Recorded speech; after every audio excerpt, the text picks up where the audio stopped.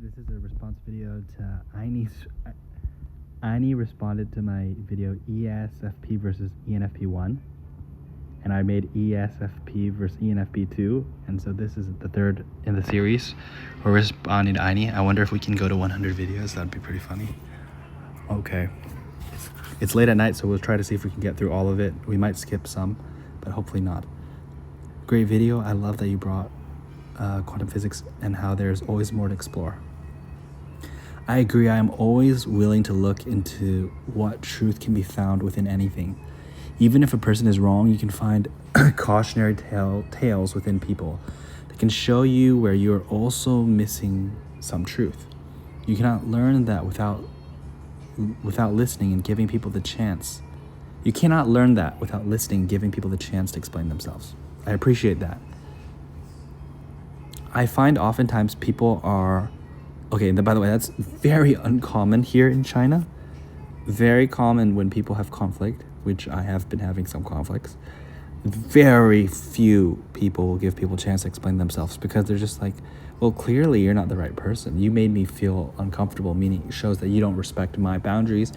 We've got so many people in this country, so left swipe on you. And I'm saying it like good friends. People could left swipe on you and be like, look, there's no need to waste more energy in this relationship. Next person. And that is definitely something I'm not a fan of. I prefer, hey, let's give everyone a chance to explain themselves and have a dialogue. Let me make sure that my mic is on. Okay, it is on. I find oftentimes people also are most BS and only a small percentage is good and true. It is worth being with people for that. The more you collect from others, the more unnoticed truth you can find. I agree about that. A lot of people are bullshitting. Like, for example, if I was to shut down people from talking every time they said bullshit, then I wouldn't listen to anyone because everyone, including myself, spout some bullshit. So it's not like everything I say is true, but it doesn't mean everything I say is false. No. So I have a tendency to believe, me and Ayni are on the same frequency here, is, look, we have 10 people. We have 10 liars. It's not that they want to lie. It's that human beings only see a fraction of reality. There's so much reality that does not happen in the visible human wavelength. So human beings cannot actually see most of reality. That's scientifically provable. And then when you have like this limitation, human beings also do not pay attention to everything that is within the human sensory range. Like the human sensory range might be 10 inches wide. And human beings only focus their attention on 2 inches. And even on that 2 inches they focus on, they forget. And the things they forget, they actually add things to their memory and their jiagong. Like their brain will start creating stories. And people's brains store that which was sensed, that which was interacted with, and that which is remembered is not exactly one-for-one memory.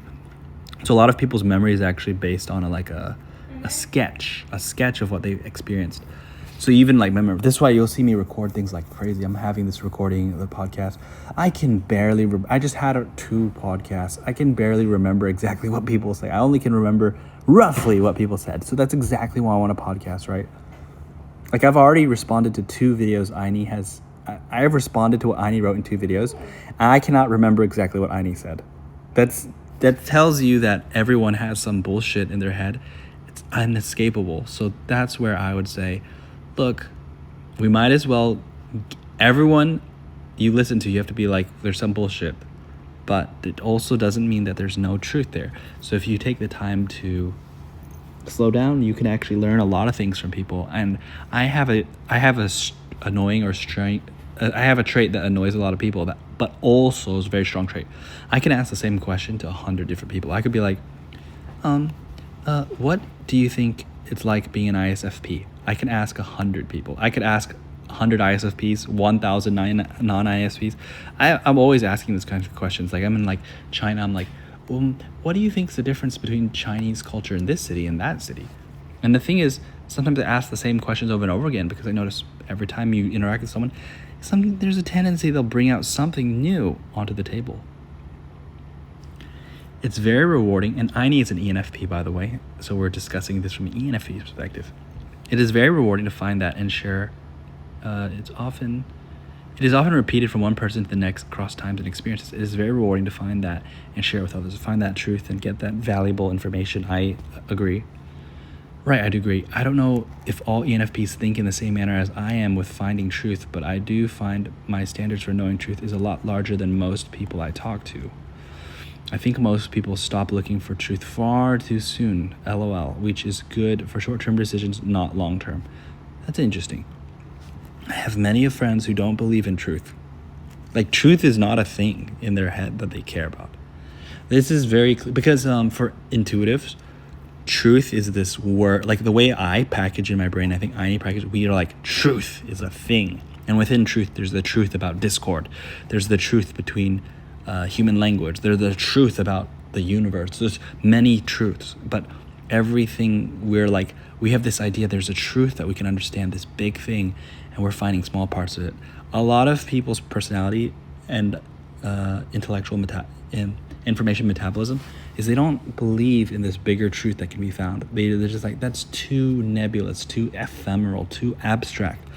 So they just want to focus on seeing things case by case or seeing things in much more smaller patterns of truth, and this is too far away.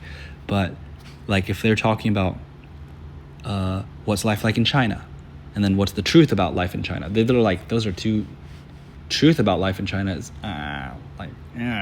but they're like, oh, what's life like in China? Do I have that experience? If they have experience, let's talk. If they don't have the experience, sorry, I don't have the experience.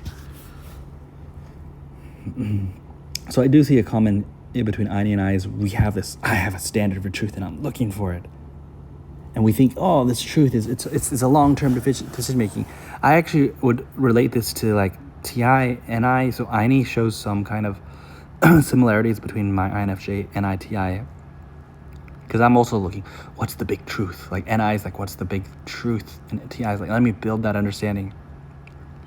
I do believe that that's interesting because maybe Ayni is a very mature ENFP because, and the thing is, I think humans ENFP is an archetype and Ayni is a real person. So like a real person can develop in unexpected ways that goes beyond the archetype. Archetypes, in my mind, exist primarily as a tool for self-reflection. It's like this is an archetype that we use as a self-reflection tool and we can use to debug miscommunication. But I do believe, my personal opinion, is that all personalities have the 8 functions and more functions than 8. Just that these 8 functions are like humans have way more than 8 functions, but we're just using 8 functions as a simplified model to better understand our mental processes. Because like, quite frankly, if I started saying your amygdala is doing threat detection, or wow, your prefrontal lobe is doing logical analysis on this linguistic pattern, like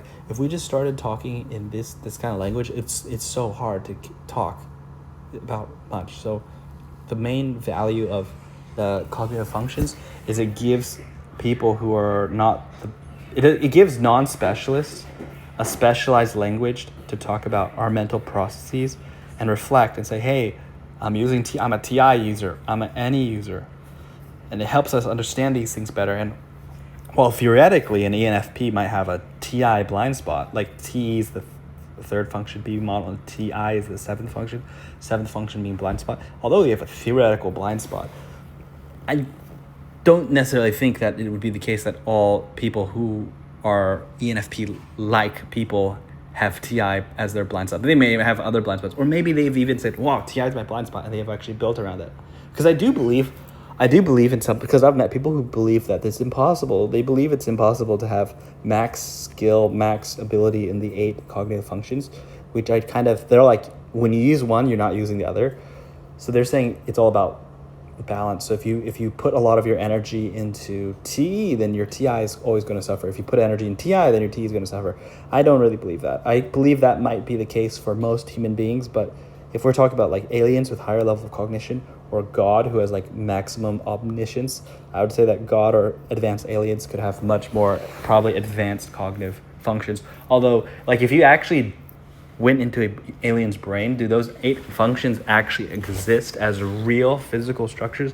I don't think so. I think those 8 cognitive functions exist as abstract concepts for us to understand what's going under the hood. But what's actually going under the hood is much more complicated. But could be summarized as the 8 functions.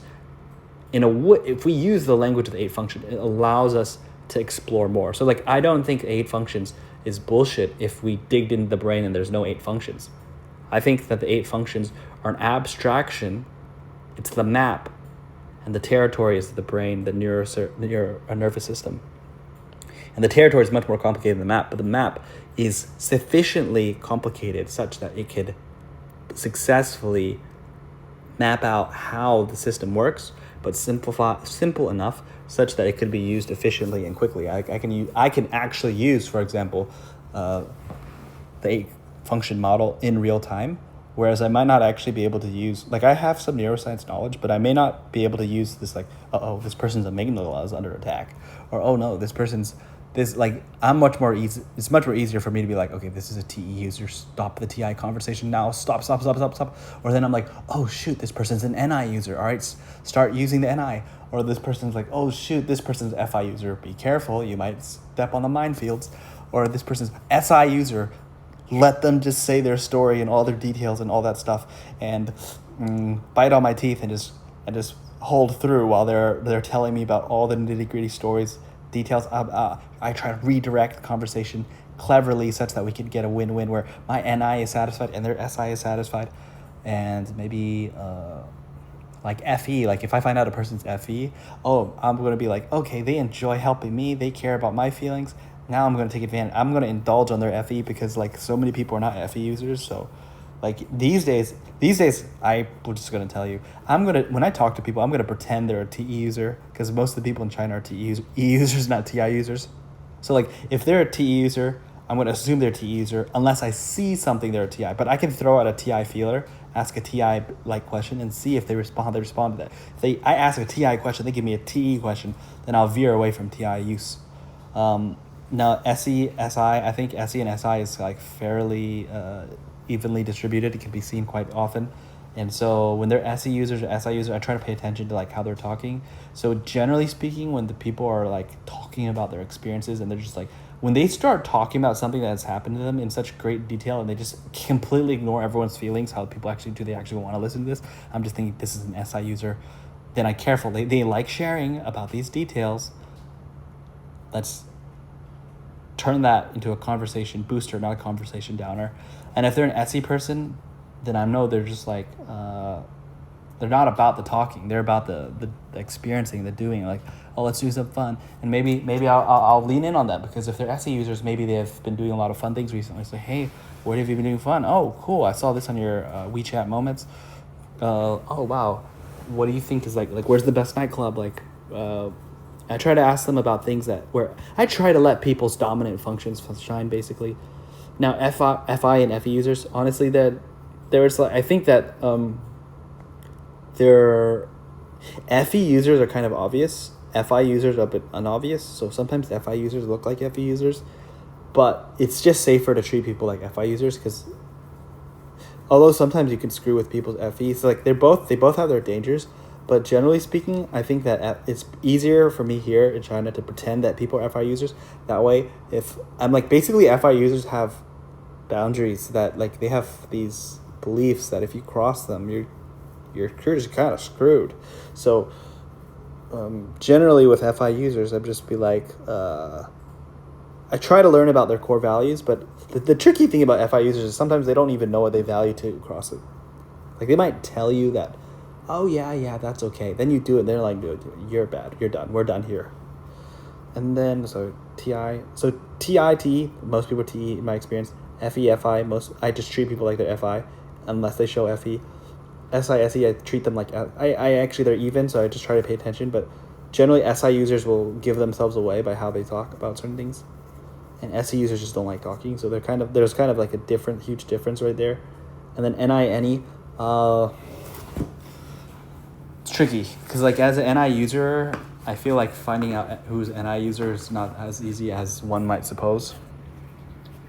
Any users seem to be much more obvious, although sometimes I get confused between the two. So I think any users are people who they need the topic to change. Like they can't stay the longest time on a single topic. Whereas NI users seem to be very much like obsessed. Like I could talk about MBTI socionics like nonstop, and some people get really bothered. Like I could talk about like once I'm focused on a one word, I could talk about that one word the whole day. ISTP. Okay, today is dedicated to ISTP. I don't think any users would do that. So the danger as an NI user is like, wow, like any user like, wow, you're interested in MBTI. I'm interested in MBTI. Wow, you're interested in the cognitive functions. Let's go. I might actually be able to talk about the cognitive functions and not talk about anything else. It's so detailed, so deep. And then the NI user might be like, I think we need to change topics here.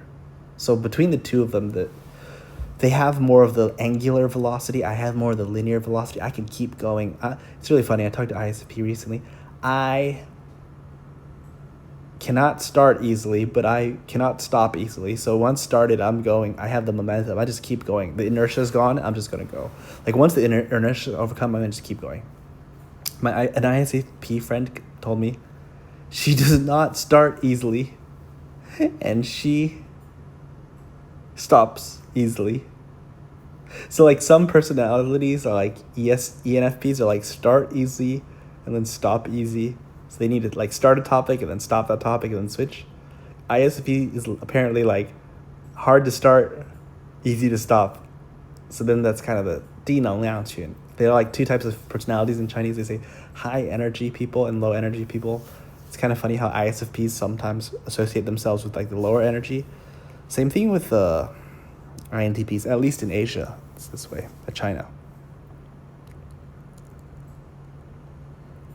I think that can lead me to have an understanding that others are not yet able to see or ready to understand, though. So it is best to explore these concepts in theory craft, mainly because it takes some time to get people back up what I understand and test it with a test group and such in the manner that would satisfy the world standards. Interesting. Because Ayni and I have some religious commonality. So we have some religious beliefs, but the thing is, use the world standards, which is kind of religious language. You see that a lot. It's like the world has this own universal, it seems to us like there's like a very universal standard that's kind of not, like for example, Ayni and I might be like, oh, we believe this is true, and here is why. We believe something's thoroughly thought through, it makes sense to us, it matches our experience, and it seems logically consistent. But the world standards is kind of the objective standards that everyone agrees on, is pretty much not intuitive thinking. It's much more S and T thinking, because S is something that's SI is the most SI is like the most verifiable, and then TE is like, it's like logically structured. So SETE is just like SIT is like logically structured information that can be reliably tested, and it's structured, so it has this neat, organized sense. And to put quite frank, the way I understand ENFPs is ENFPs don't like that structure. Like they have TE third function, so they do have some level of structure, but like the kind of structure that is being put on people in the scientific field, like just if you just looked at this fields going like the philosophical field, like analytic philosophy or empirical double-blind scientific studies, like shit, the way they're doing studies on psychology, the way they're studying people, the way they're doing science, I do not agree with how they're doing science. Like they're trying to turn science into, you can only do it like this. Like it has to follow these rules, and we have some high and lofty scientific association where we're saying the standard of science is like, you need to do these tests, and you can't do this. And oh, by the way, if you're doing something that does not meet this criteria, we're going to call you pseudoscience. Like I call bullshit on that, because basically in the scientific community right now, in my personal opinion, if a scientist or a group of scientists make a mistake, then they'll say, sorry, that's normal. We made a mistake because we did the science, and this is what we understood, and sorry, we just falsifiability. We just did the study, we came to the wrong conclusion, and now we just got to correct it. So like when they make mistakes, they're just like, oh yeah, that's part of science. But when other people make this mistake, they just say they're pseudoscience. So there's this really weird double standard going on. If it's like, when we make mistakes, it's called science. When you make mistakes, it's called pseudoscience. And I'm like, these people trying to monopolize science. Like they think science is something that a person owns or something. Like this association has the scientific rubber stamp, and whatever they stamp is scientific. Everything else is not science. Like this is bullshit. So like, personally,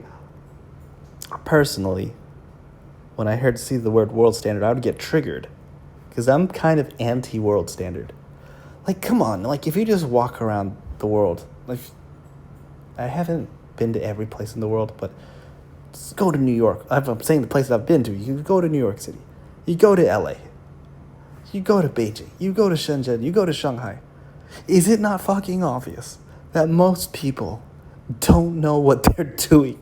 Like, it shouldn't be that hard to just realize most people are living a very unhappy life. And you're trying to tell me that these people's standards should be followed? Like, why would we follow the majority of people when the majority of people, by their own admission, are living a miserable, unmeaningful, unfun life? If you look at my WeChat, let me see if I got my WeChat. If you just look at my WeChat moments, I wrote in my WeChats, saying yes to living a fun, meaningful, challenging life. That's my life motto. And like, if we just straight up look at the world, you're not going to even see the majority of people living that way.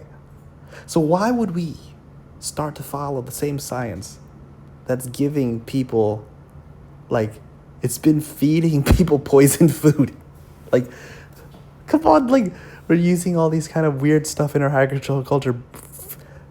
Like, so, what?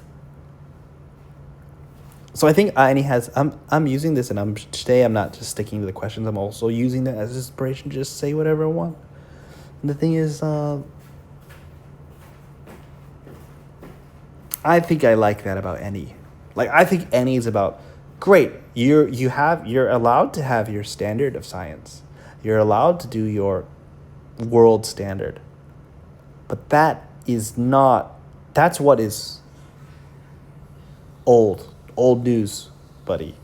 Exploration means we're going to go to new areas.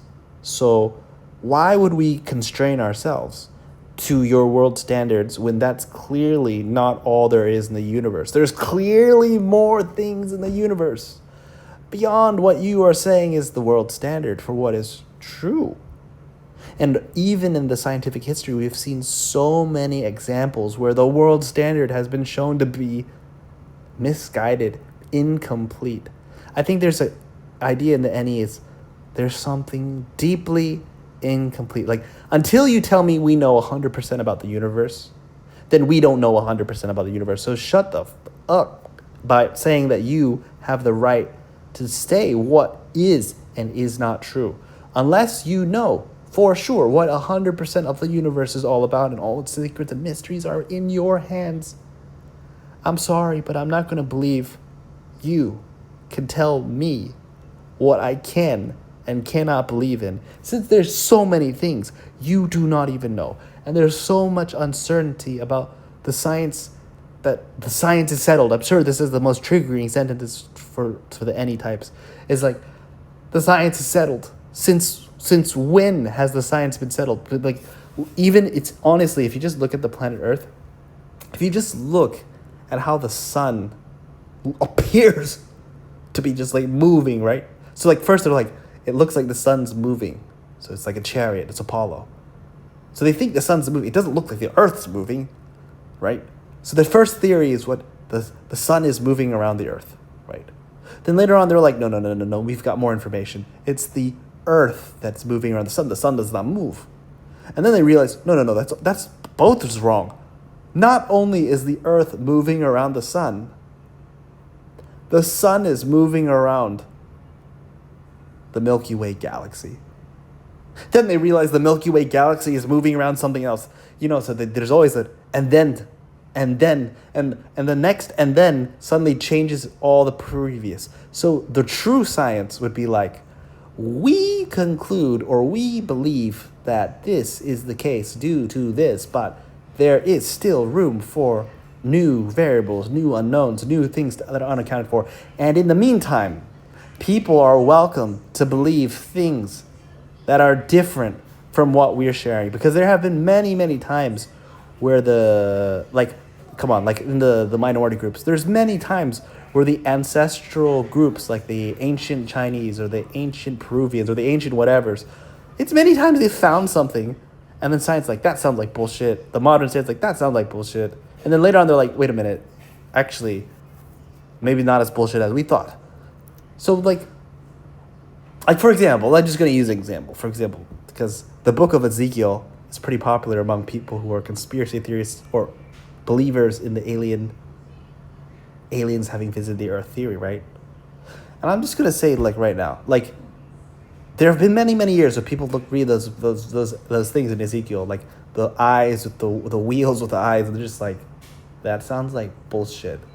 And then it's funny, it's like, the more we're progressing in our current civilization, suddenly it does not sound so much. It does not. There's so many people. It's so funny how there's so many people on the internet who do not actually want to believe in much. They don't believe in this book or this Bible or this God or this and that. They don't want to believe in things. But what's kind of freaky is when you start to read some of these old texts, it just sounds scientifically. It just sounds plausible. Just these advanced wheels with eyes that are just flying across the sky. That just sounds like an alien. It just seems to match what we kind of know about the world. And I think that's something admirable about the ENFP, is that they're going to challenge what is believed by the world. The whole world can believe in it. And it's like, I don't think that's all there is. I think there's more to explore. I think there's more here. And there's not a fear to theory craft. And the thing is, many of this kind of exploration needs to be theory crafted. I'm going to just say something about empiricism and rationalism about theory crafting is, most people don't know empiricism means that you're observing something empirically. But rationalism, empiricism and science is based on empiricism generally in the West, is it's based on these repeatable experiments. But empiricism can also be something you observe empirically in your own experience, in your own life. So SE is very empirical. SI is kind of empirical too, because SI is like, repeatable experiments and basically being able to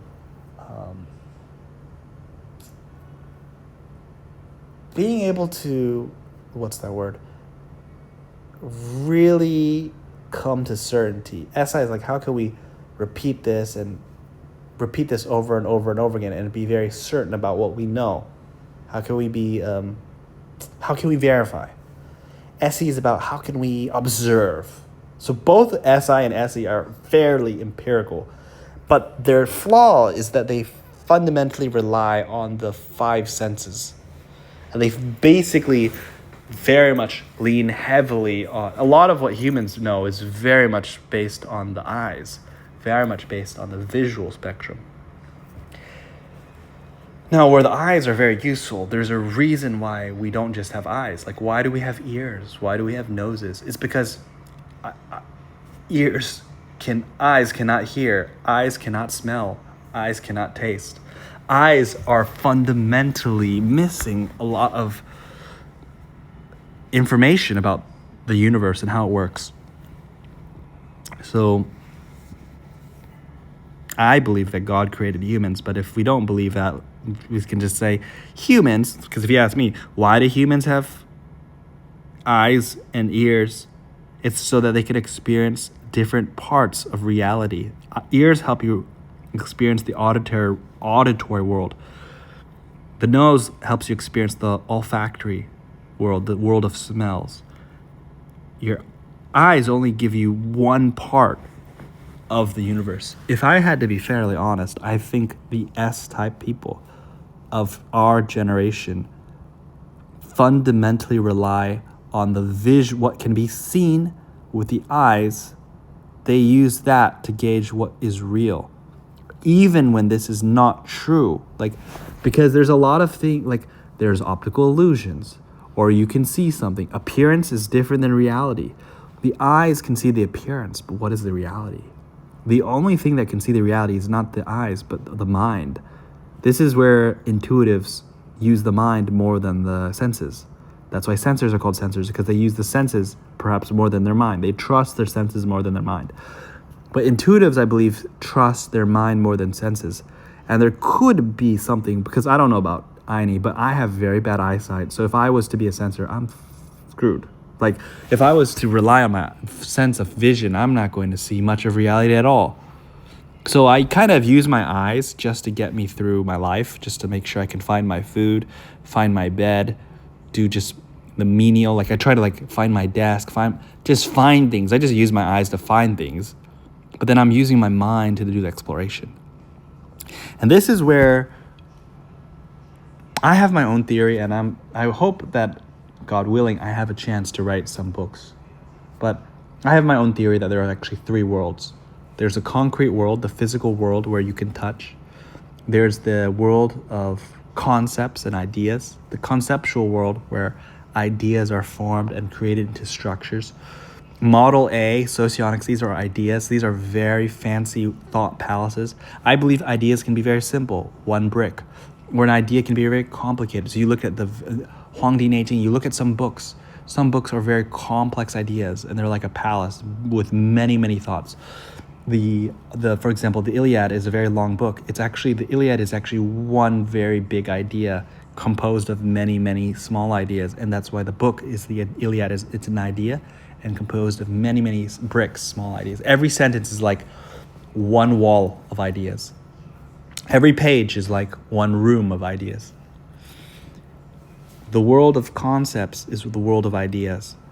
But the third world is the world of the imagination. The world of the imagination is not limited to the world of ideas or concepts.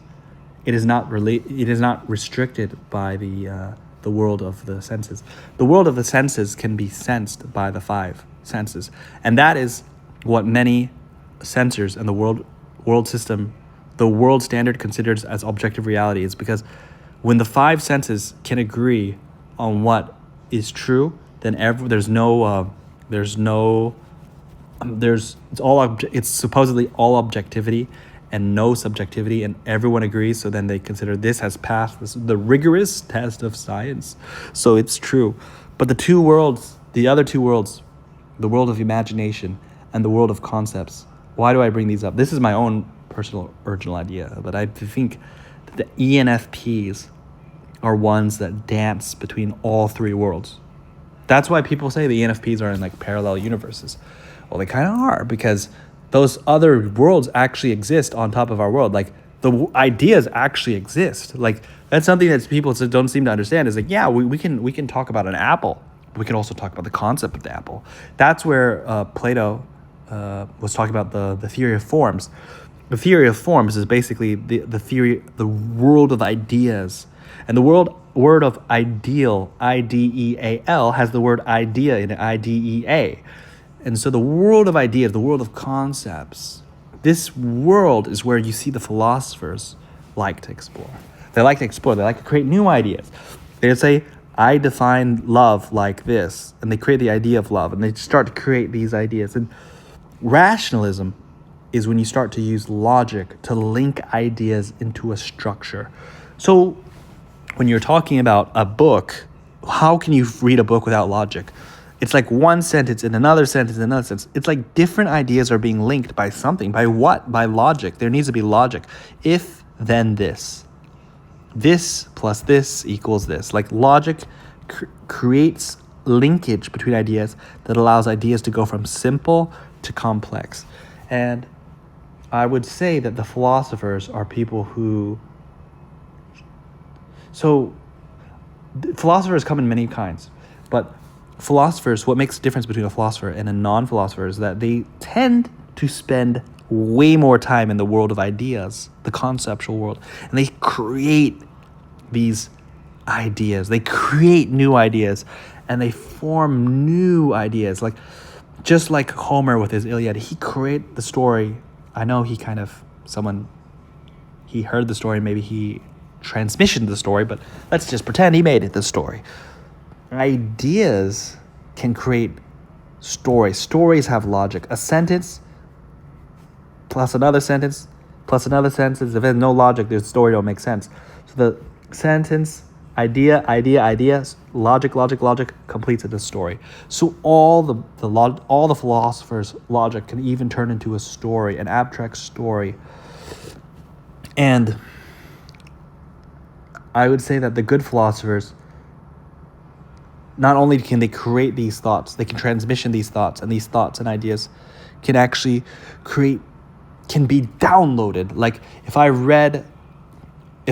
let's say I wrote a book. Let's say if I wrote a book and I create ideas and I put thought structures in there and I make something useful and helpful to people. Like my 3 world structures, like I say the world's 3 worlds. There's the world of the concrete world, the ideas, conceptual world, and then the imaginative world, the world of imagination. These 3 worlds, that's a thought structure. If I share that idea and if other people can use that thought structure, if they can turn it to be their own, if they can build on that idea, their life is improved by downloading my idea. I uploaded this idea into the world, into collective consciousness with my book. Other people can download that idea, and if they can build on this simple framework and they can build into new and beautiful things, it's like you go to Home Depot or you go to the store. If I designed let's say I designed some kind of beautiful chair or table, that's my idea. It's a beautiful chair and table, very beautiful design. People look at that table and they take it to their house and they're like, wow, I could use it like this. I could position it like this. I position it like this. A good philosopher produces ideas just like a good furniture maker creates tables. And other people can take those ideas and they can build around it and turn it into something that makes their life better. That's what I truly believe about the world of ideas. And I believe that ENFPs are people that explore the world of ideas like the philosophers. But what makes them slightly different than the normal philosopher, like by default, like an ESFP philosopher, is actually many philosophers, and I'll go to rationalism, a lot of philosophers get lost in the world of ideas. They get trapped in the world of ideas. Make no mistake, these 3 worlds are dangerous. Like the physical concrete world, you can get killed. You can go to the wrong tribe and they'll spear you to death. Or you can burn yourself. I heard about a doctor who's accidentally killed themselves by, it's cold, they closed all the windows and they turned on they carbon poisoned themselves with like a lamp. The real world is dangerous for the physical body. And the world of ideas is explored with what? It is not explored with the senses. You cannot explore the world of ideas with the senses. You can only explore it with your mind. But if your mind goes into the world of ideas, just like there are funny stories, there are also horror stories. Just like there are palaces, beautiful castles, there are also haunted houses. There are also labyrinths where you can never go out. So many people are actually against philosophy.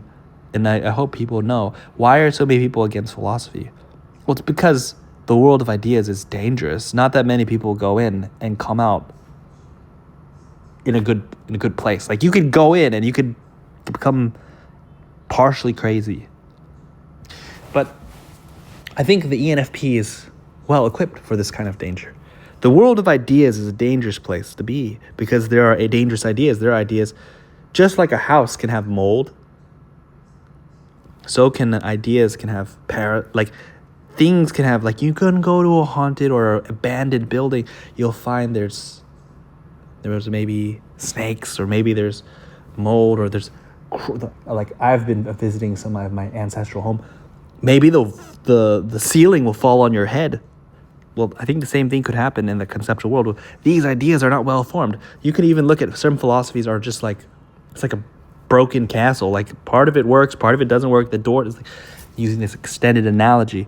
The ENFP is an explorer, not just of the physical world, but also of this dangerous world of ideas. In this dangerous world of ideas, your mind needs to be quick because you need to be able to enter the world of ideas with your mind, but you also need to leave the world of ideas. So I believe that ENFPs are known to go in and change topic and go in and change topic. Well, as an INFJ, I can say that's not that the worst thing, because I have kind of the opposite problem where I'm hard to start something and I'm hard to stop, which means if my mind enters the world of ideas, I can be trapped in one idea and think about it for 10 years, and I could lose 10 years of my life. And that actually happened. At least 10 years plus of my life, I just asked myself one question: does God exist? Like, my mind obsessed around one question: does God exist? And I was stuck. I was using some of the best years of my life just completely trapped in the world of ideas. While I had good things in front of me in the world of the physical world, I could not exit the world of ideas. I entered the world of ideas, but I could not. It was easy to enter. It was not easy to leave. Like, this is something where SE's fourth function for INFJ, TI is a double introversion loop for us. NI first and third, tertiary TI, means that INFJs can easily enter the world of ideas, but they will not easily exit the world of ideas. That's the scary thing. Like, when people enter the world of ideas and they're trapped and they're stuck, it's like getting trapped under trapped in a building you don't want to be in. That is what can happen to people in the world of ideas. But the ENFP, lucky for them, is NET. So T is still extroverted. So because they're like interested in new things, they easily kind of get bored of things, which to their luck, to their good fortune, they could enter the haunted house and then quickly get bored and leave before the ghost has a chance to possess them. Imagine you enter the haunted house and there's like demons inside. The ENFP goes in, shines their flash, wow, that's interesting. Oh, that's kind of cool. I wonder if there's anything in it. And then they quickly go out. They move in, move out. That's kind of what you want with scouts, right? Like, if you think in the military situations, scouts go in, go out, quickly see what's there, and get out. Don't stay too long. If you stay too long, something bad might happen. And I think ENFPs might think, oh, damn it, I'm always my mind's always getting bored of this, and I need to change this and change that. But as from my INFJ standpoint, I don't think an ENFP is going to get stuck on what does God exist for 10 years. I don't think so. They might get stuck on it for about two seconds. I'm not sure how long they're going to stay stuck on it. But I'm pretty sure that their desire for that nouveau stimulation, that feeling of something, newness, leads them from the world of the conceptual world, and even the world of the concept world cannot hold them. So they'll go back to the world of the physical world, and the physical world cannot hold their attention. Then they go to the world of the imagination. So they're jumping back and forth, world jumping, boom, boom, boom, boom, boom, boom, boom, boom, boom. This might be a huge difference between ENFPs and ESFPs, because ESFPs spend most of their time in the concrete world. I think in the future, if I do not get assassinated or I don't die early or something bad doesn't happen, what I'm really trying to do, one of the things I want to do with my life is I want to clearly have a theory of everything. I want to link things I believe in true. Like, for example, if I believe socionics or MBTI is true, then I want to link that with this. I want to show the link between things. And there are a lot of nice ideas and theories that are great, but they lack that logic that connects them. And I think I'm very good at finding the connections that can build upon things. And I do not believe it's wrong to build on the ideas of others. I think it's correct to build on the ideas of others. Others lay down the groundwork, and then we should build up on it. We shouldn't just say, that's the purity, you need to stay pure. I believe in the hybridization. I believe in the advancement of ideas and the advancement and the exploration. And so ENFPs and INFJs have a good partnership, because I'm just very easily obsessed on something. I'm building. ENFPs are scouting. And as I'm building, I build something that other ENFPs can, wow, this is new. Wow, I can learn from you. So ENFPs can learn because I've been building something. I'm building this tower of ideas. And the ENFPs are, wow, let me learn this from you. But as I'm building, I don't have time to go around scouting about. So ENFPs, when they're scouting, let's say I'm this tower builder. I'm building this tower of ideas. ENFPs, this idea scout, jumping between the worlds. And when they see me hey, Chris, what have you been building? Oh, still building the same thing. They're just oh, wow, they learn something about my building, and then I'm like talking to them, hello, and then they're just like, oh wow, I learned this. So they're sharing like the news, the town crier. They're sharing like boom, boom, boom, boom. Oh, you're doing this. Wow, I learned all this stuff. This stuff might be relevant. So they're good at bringing new things to other people. This is something that I think is very good for us obsessive types. We're so obsessed on something. We're building. Oh wow, you brought me so many new things. Thank you so much. How should I say? What is interesting is there is a type of knowledge that is being transferred through dance and such, but it is so subjective that people don't think they're participating in information exchange. Oh, agree. LOL. I have a great concern for crossing others' boundaries, but I feel like I always have to ask because I don't know when I may cross it with information exchange at times or exploration of the new, and I try to ask a lot of qualifying questions for both myself and others when it comes to boundaries. I do find it hard to know if I am treating people as well as I hope to. I seem to have this as well, which is interesting. So Ayni shows a little bit of, to me, she shows quite a bit of FE in this. I care what other people think. I don't want to hurt their boundaries.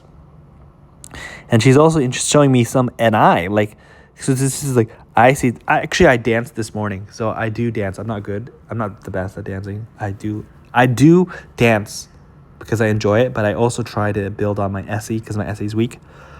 But I'm really interested in the theory behind dance as well. And I think that I actually believe that dance, the way people dress, the way people talk, it just contains so much information. And when I say information, I believe the universe we inhabit has energy is an important aspect, right? Information is another aspect. So information is a very powerful thing. I think this deserves another topic in the future. But like, energy, like I give you good energy. You give me good energy. That is a good positive exchange, right? Information somehow is like, it's something in the invisible world. It's something about, and that's the thing about the world of imagination and the world of the concepts or invisible world. If the information, I know there's a lot that could be said there. I'm kind of missing the words at the moment. But the imagination, the world of imagination is also something that ENFPs also engage in. The world of imagination is a world where there are no rules, which is also dangerous. Because the world of imagination is like the world of fantasies. It is the world where people get deluded. So when people get deluded, they have been in the world of fantasies too long. You see, when people become they can even become depressed. The world of imagination can be filled with worry. It's about what doesn't, it's like using your mind and imagining possibilities. And you could imagine bad possibilities. You can imagine hell. You can imagine heaven. You can imagine good and you can imagine bad. And the world of imagination can create great art, but it can also create great torment. So the world of the imagination may be actually more dangerous than the world of ideas, although I'm not going to say either is more dangerous than the other. They're both pretty dangerous. I visit both, but I can tell you for a fact, I visit the world of ideas more than the world of imagination. And I think ENFPs visit all three worlds, dancing back and forth. And their quick-footedness to jump between the worlds, like a world jumper, makes them seem to other people like something's different about them, because something is different about them. Like, you could just look at my Discord channel, me talking to ENFPs, and then you can see me talking to normal people in real life. There is clearly a difference between ENFPs and other people. And to me, the difference has something to do with their running back between, their brain can jump between these levels, these dimensions, the world of ideas, the world of imagination, the world of the physical world. And they could actually probably be on three. They might actually have like the ability to have 1 foot in 3 worlds, even though they only have 2 feet. Somehow they're going to have their foot in all three. It's like DDR. They're jumping back and forth. Whereas most people are like, where did you get that idea from? What are you talking about? Because they're stuck on the world of the physical world, and you're jumping between these other worlds. I do think that people do unintentionally enter the world of imagination, the world of ideas, on accident, and sometimes not even knowing it. Whereas some types are actually intentionally saying, I'm going to enter the world of imagination. I'm going to enter the world of ideas. And when they have the intentionality, they can make sure, like, when you enter the world of ideas, you can do random exploration, or you can be like, look, I'm going to avoid all the dangerous haunted houses. I'm going to find the gold mine. I'm going to find that ancient library. I'm going to find that valuable resource. So I do believe that it could be the case. If I'm using my imagination now, and I think the world of ideas is one that has a lot of buildings, like a lot of castles, like, because people build these things, these ideas. Every book is like a building of ideas, right? The characters are also ideas. They're just like lots of buildings, lots of towers, lots of ideas, and you get to choose which ones you want to go to. But some are not that healthy, and some are healthier. And then the world of imagination is more like a place where there's no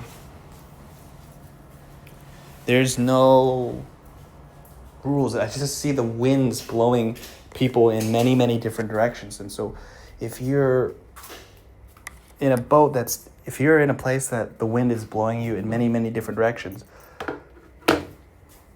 it's just like the sea. The sea has drowned many, many people. The world of imagination, if it is full of these winds, you need to build a sail, you need to build a boat, and you need to have a direction. And then that's the direction you use your imagination can produce wonderful things, or it can produce a lot of undesirable consequences. And ENFPs, something about them,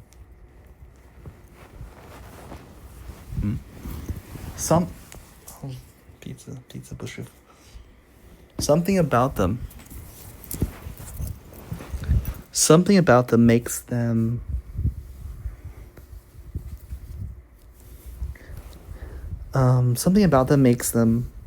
pulled in these directions. So curiosity. I think they're driven with the feeling of curiosity. I watched a video about INTJs, and it said that something that made INTJs A-type kind of interesting and dangerous sometimes was they have the feeling of certainty. When they get NI and FI can give them that feeling of certainty. And when they feel certain, they believe it's true. I think the ENFP has a... So it's that the thing about the feeling of the ENFP and INTJ on this account, how they're different. The INTJ's certainty is... How should I say this? The feeling of certainty and it truly being certain are not the same. And the INTJ, when they feel the feeling of certainty, they have a sense of this is true and that other people who contradict it are false. That is a very dangerous place to be. I think ENFPs are a counterbalance to this because they have this feeling of things are uncertain and they like things being uncertain. When things are uncertain, it's that uncertainty that gives, wow, that's so exciting. Like, you ask people why they're so interested in the astrology. It's because it's not able to be turned into a scientific understanding. Something that cannot be said to be fully understood or fully known is then known. Like, wow, this thing, the whole of humankind has not understood this thing. And if the whole of humankind has not understood this thing, then if I explore this area and I find something new, then I could find something new and bring it back to the village. Ayni like to use this.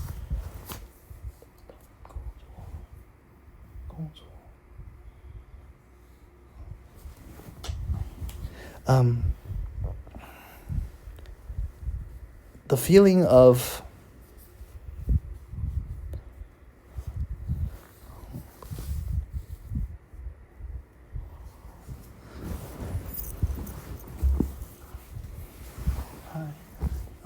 hold on one second.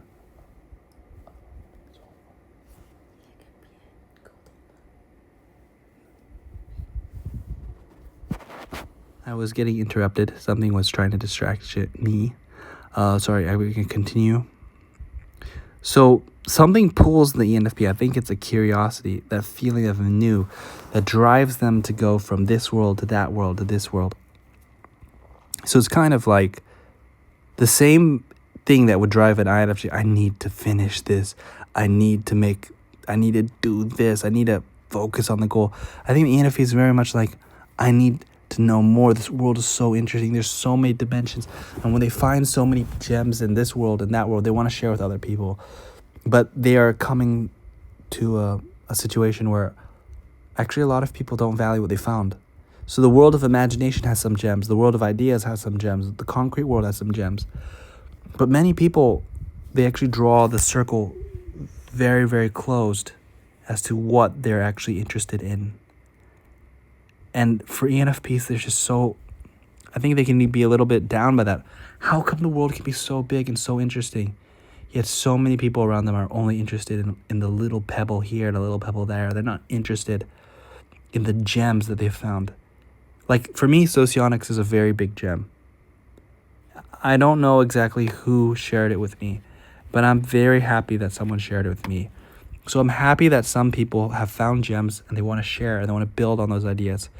And I want to be part of that community, which is why I'm reaching out more on Discord, on the Love Who channel, on World Socionic Society. But I want to just participate. I want to live my beliefs. I have very similar beliefs as Ayni and other ENFPs I've met. But I've that longing to collect those gems that people have found and put them in one place. Actually, that's related to my work. You could describe my work as, I want to find the gems that people have made, and I want to put them in one place and turn that into an education system where people can learn about those gems in a very fun and less painful way. Like the education system I received in California had like 10 gems for 4 years of high school, and maybe like 2 gems for like 4 years of college. So I got like 6 gems, it feels like. Or did I say 12 gems? I want to build a system where basically thousands of gems are all in one place and people could just boom. That's why I also value the Explorer, the ENFP, because I believe that they're a type of gem finder. Not only do they find gems that others have found, but they also are collecting gems from here and there. And so I want to put those gems in one place so that people can actually hopefully live a smoother life than mine, because my life has not been smooth. So I actually want to create, I think my life has been huge parts have been wasted, and there's been a lot of unnecessary pain. And actually I was trapped in my own NITI loops and my own thinking and stuff like that. And then some people helped me out. So I know other people are still trapped. So I'm feeling like, well, if I wasted a big part of my life, I hope I could help some other people waste less of their life. And I've been attacked and harassed by so many people for this choice. So just to bring that out.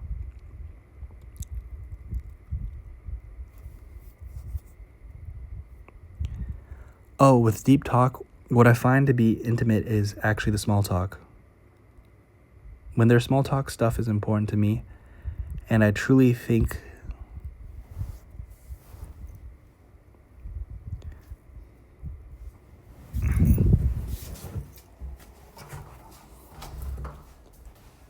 as you can see, it's 1:36 a.m. in the morning in China. And just now, the reason I was getting distracted was my girlfriend, who was on the bed. I was on the couch doing this recording, and then she said, come to the bedroom. I want you to be within the bedroom with me. And I was saying, I'm not done recording. I'm working on this. It's very important to me.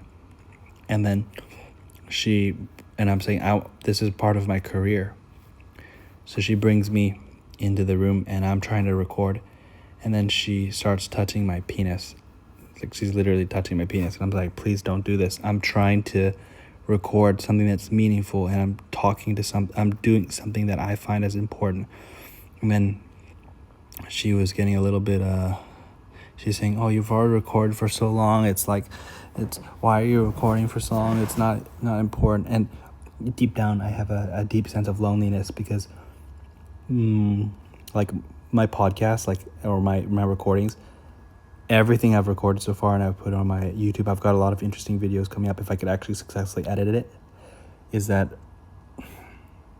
my girlfriend cannot understand anything I'm saying. Like, it does not even matter if I said it in Chinese or if I said it in English. And that's a huge sense of loneliness where I have so many cool ideas and so many things to share and so many things to express. And for her, she's like, throw that away. I want to suck your dick or something. Like to me, if I had to choose suck your dick, get my dick sucked, or actually seriously get my ideas out and recorded, this is more important because one's going to outlive me. Like, if I get my dick sucked, I've already had that experience many times. But how is that going to help people in the future? But if I actually record my deepest inner thoughts, it could actually make a difference in a person's life. Like the conversation I'm having with Ayni now, it could be preserved. We have the technology. It could be preserved for 1,000 years. It could help ENFPs and INFJs thousands of years from now. And with the AI technology, what I'm saying does not actually need to be physically heard. AI could summarize what I'm saying and then repackage it and help other people get an understanding. And once people become cybernetic, once they actually have the fusion of AI in the mind, what I'm saying, the memories I'm saying, could actually live on in a person after I'm dead. And they could actually, everything I'm speaking to Ayni in this now, they don't need to think, they don't need to memorize, they don't need to remember. They just need to plug in and they have my memories and Ayni's memories. This is the kind of world I'm working, like the things I'm trying to record for is I'm not just trying to record for the current audience, I'm trying to record for future audiences. So that's something I thought it's important to share because I'm a person that can reject this, that kind of temptation, sex or whatever.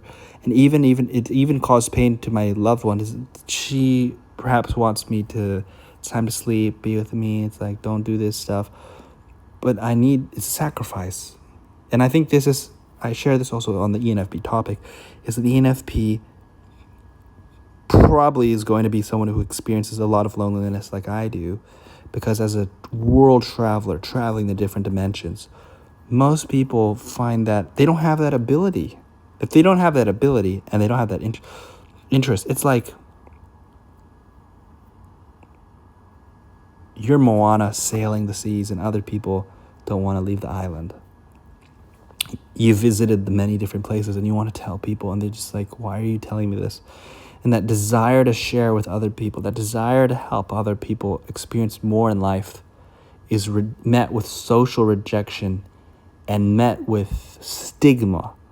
It's like triple damage. It's like, first of all, I explored, I went through the danger, I learned these things. I wanted to help, I braved so much, I went through so much trouble. Like if you looked at me, I tried so hard to learn about the 16 personalities. I tried to learn about the 16 personalities. Why? I could have just learned about 2, but I want to learn about 16 because the more personalities I know, the more people I can help. So many people came to me. So many of my friends came to me for help, and I wanted to give them accurate help. So I want to learn about the 16 types. And then when I learn about the 16 types, and I proudly say, hey, I know about the 16 types, and I advertise, I can help you guys. I know about the types, and I have some knowledge here.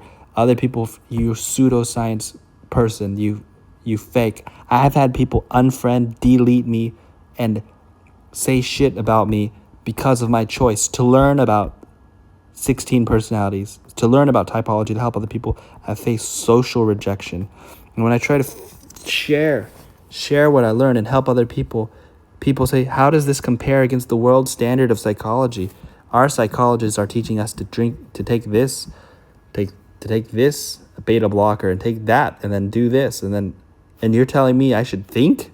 Like, that's the thing is, I think ENFPs and INFJs like to make people think, but we're living in the cell phone generation where people don't like to think. They just want to feel. They just want to sensate. Wow, that feeling. Like a lot of people watch sports. They don't even know what's going on in the sports. They just get excited by the sports. They don't even know the techniques being used. They don't even know what's happening. They just are like, wow. Like, oh, Like it's like an orgasm feeling that they're looking for. And that's what I'm not looking for. I'm not looking for that wow, powerful feeling. I'm looking for that understanding. And I think Ayni makes me feel like ENFPs could have that situation. Wow, that's new. Wow, that's new. What's that new? But when it comes to sharing with the new things with others, others might reject them. Others might stigmatize them and make their search trivialized and delegitimized. Oh, how dare you look at aliens? Oh, how dare you look at, are you a physics major? Why are you looking at physics? Or like, excuse me, what school did you go to? Or, like they try to find ways to cut you down when actually we're not trying to cut people down. We're trying to build up ourselves and build up other people and build a better society. Other people can see that as a challenge to their authority. Who do you think you are? And that's the thing is, I think the INFJ and the ENFP fundamentally have a desire to influence and exert influence and shape the society in expansion. How can we expand how can we enact positive change? That's why ENFPs are known as the campaigner. And INFJs are known as the visionary, the counselor, the mystic. They're not trying to be mystical for no reason. They're trying to be mystical. The word mist means mystery. So the ENFP is a campaigner, like, whoa, this is new. Wow, we should do this. Wow, we should do this. Like, we should do it. Like they're promoting things. They like promoting things for the benefit of others. But what's the mystic doing? The mystic INFJ is trying to look at the mysteries of the universe and explore these things that are not scientific for the benefit of others. They would not be mysteries if they were scientific. And that's kind of where the shit show is that ENFPs and INFJs, their intuitive nature wants them to leave the world of the senses and do the exploration in the unexplored areas where the mysteries are. These are the things that our scientific instruments cannot measure. These are the things that are physically intangible. These are the things our philosophers got trapped on. These are the things that people could not understand. And that's where the mystic is attracted. I'm attracted to that, like a bee to honey. And the ENF, I think that the difference is the INFJ can be, is God real? They might be attracted to the mystery and they're locked in on the mystery. It's like, I want to find out those mysteries. They can be stuck on them for their whole lifetime. But when they're stuck on the whole lifetime, they might find out so many things. Like the desire to know or to prove the reality of God has led me to know many, many things. I know a lot of things. Not because I liked searching for new things. Like the difference between an ENFP is they actually like searching for new things. I was just searching on one old question. And I learned a lot of things in that search. Like there's 195 countries. The European Union has 27 countries. They had 28 with the UK was there. And then 41 countries in total, the continent of Europe. I learned about those countries and the 54 countries of Africa. I learned about all the countries and all their histories that I could learn about and all their religions. I want to know the truth. Is God real? I'm just saying that I think that's very interesting different is where I would be like, I want to know. And so I'll search, keep searching, research. And everything that doesn't line up with that one, I need to know that search for that mystery. It doesn't matter to me. And that's why I would seem like a mystic, because I am a mystic, because I am interested in the mysteries. But very specific ones. But the ENFP is interesting. Wow, all the world is full of mysteries. They're interested in all the mysteries. So there's I think that's a pretty cool difference. It's like one guy is interested in one thing, probably, or very narrow band, and then one's interested in a very wide band. But their desire is to unlock new mysteries for us to explore and experience and enjoy.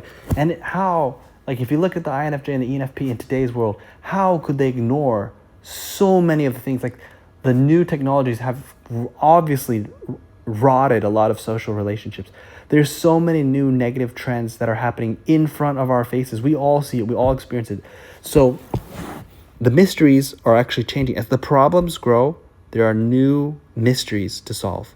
And that's where the ENFP and the INFJ want to find themselves engaged and say, how can we solve these riddles for the benefit of others. I really believe that. And I think that they are quite misunderstood types in this regard.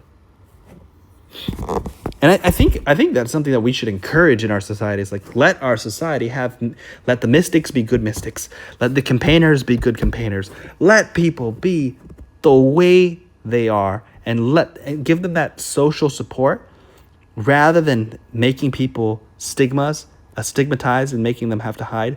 A lot of people, I believe, are very skillful. We have so many people who are in the wrong roles. Like, what if the people who are meant to be doctors were actually toilet cleaners, and the ones who were like meant to be the great musicians, they're stuck in the teaching room? Like, what if we're just putting everyone in the wrong roles? Like, what happens if what happens if we put people in the right roles? So when I talked about my previous project about education related, this is actually the desire to, why I'm so interested in personality, because I'm interested in how could we use, if we know about people have different personalities, how can we give people the education that helps customize for them, that could make the strengths of their personality shine, and make them aware of their weaknesses so they know what to do about it, and help them learn how to work as teams with other groups of personalities, and not be caught with all the problems of pretending that everyone's the same, which is pretty much what I grew up with.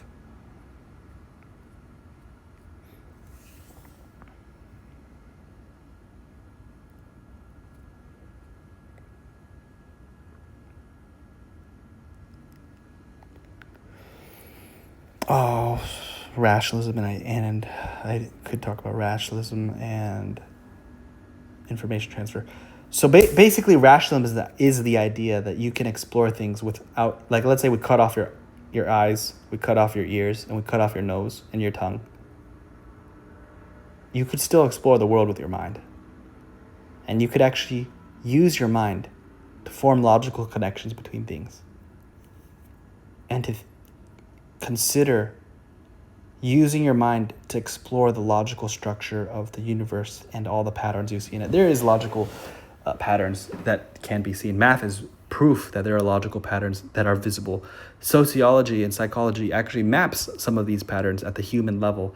And the idea that you can use your mind to explore the universe without actually using your eyes, that is rationalism, where you try to discover the logical structure. You could create ideas, but you could also discover you can create logical structures, but you can also discover. Just like you can go out in the wild and you can see the canyon and the cave. That is a structure that exists without you doing anything. But you can then create something on top of that structure. That's something I think that the human mind can actually explore, discover, and also create these new things. I don't really know.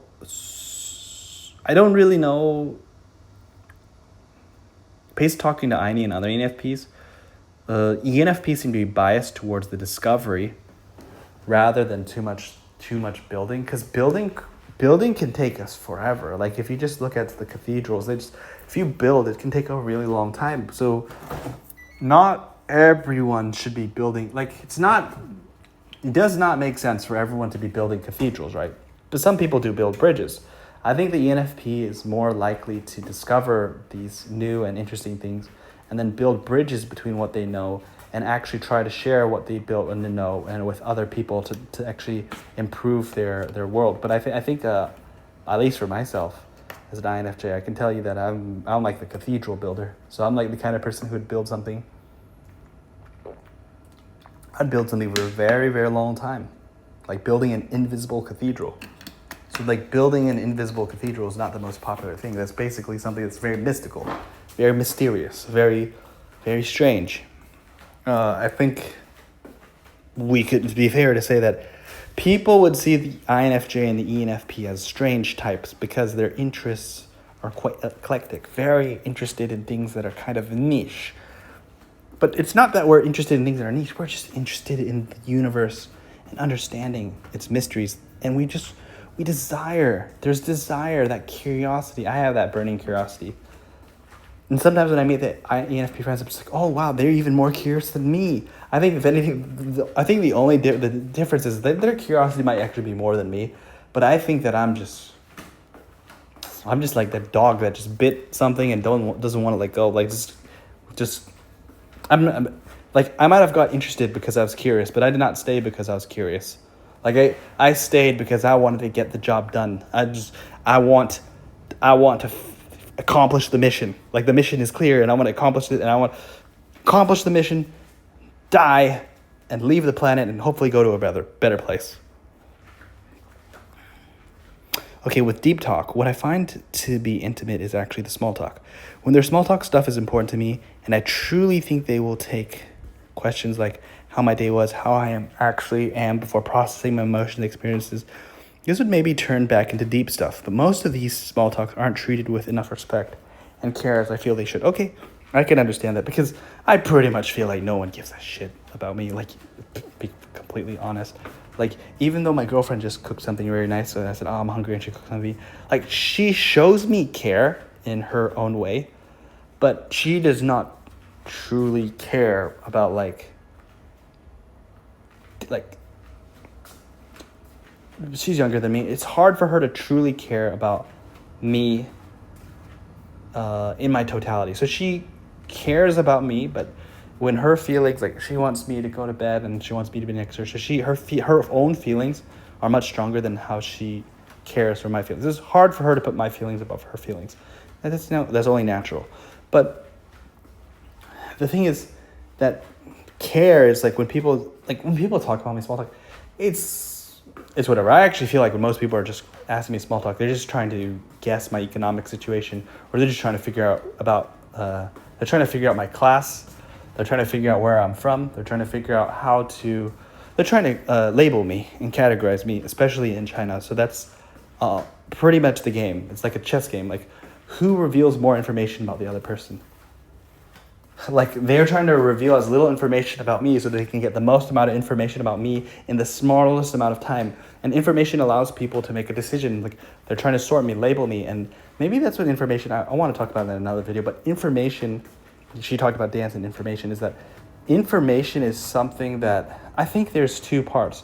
There's the what's happening objectively and what's happening subjectively in your mind. So when a person dances, they're objectively doing things, but the pattern and the rhythm and what they're doing can subjectively, symbolically mean something to the receiver. So for example, a girl twerking, moving her butt back and forth. Objectively, her just moving her butt back and forth, but subjectively, it can be interpreted as a suggestive kind of, oh, this person is looking for attention. This person is a little bit naughty. This person likes to have fun.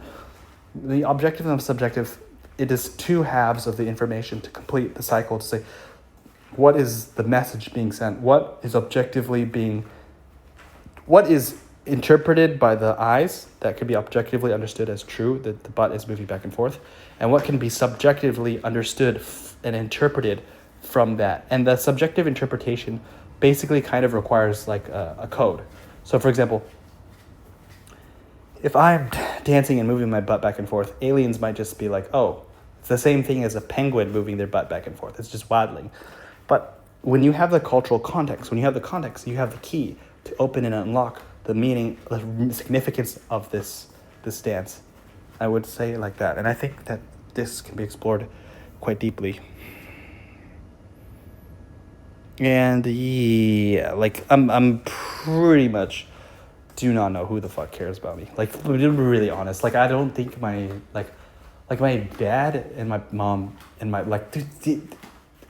we don't, like, the care people have for each other does not even meet the standard of Ayni.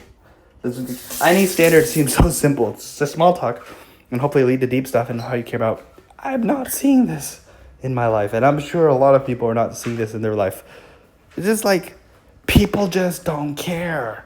Like, they really don't care. And actually, I think in some ways I really don't like the technology age. Like, the technology age is awesome, don't get me wrong, but like I see people becoming like phone zombies, and my family members are phone zombies, and like people I know are all phone zombies. So they're just like they're becoming zombified, such as they don't even care about themselves. So how the hell are they gonna care about you? This is the thing. It's like if they don't even care about themselves, and you think that they have the bandwidth to care about you, you're bullshitting yourself. Which is kind of why we need to be very careful, because the zombie age we are in the zombie apocalypse. Like you could just look around and talk to people and just be like, damn, people have become zombified.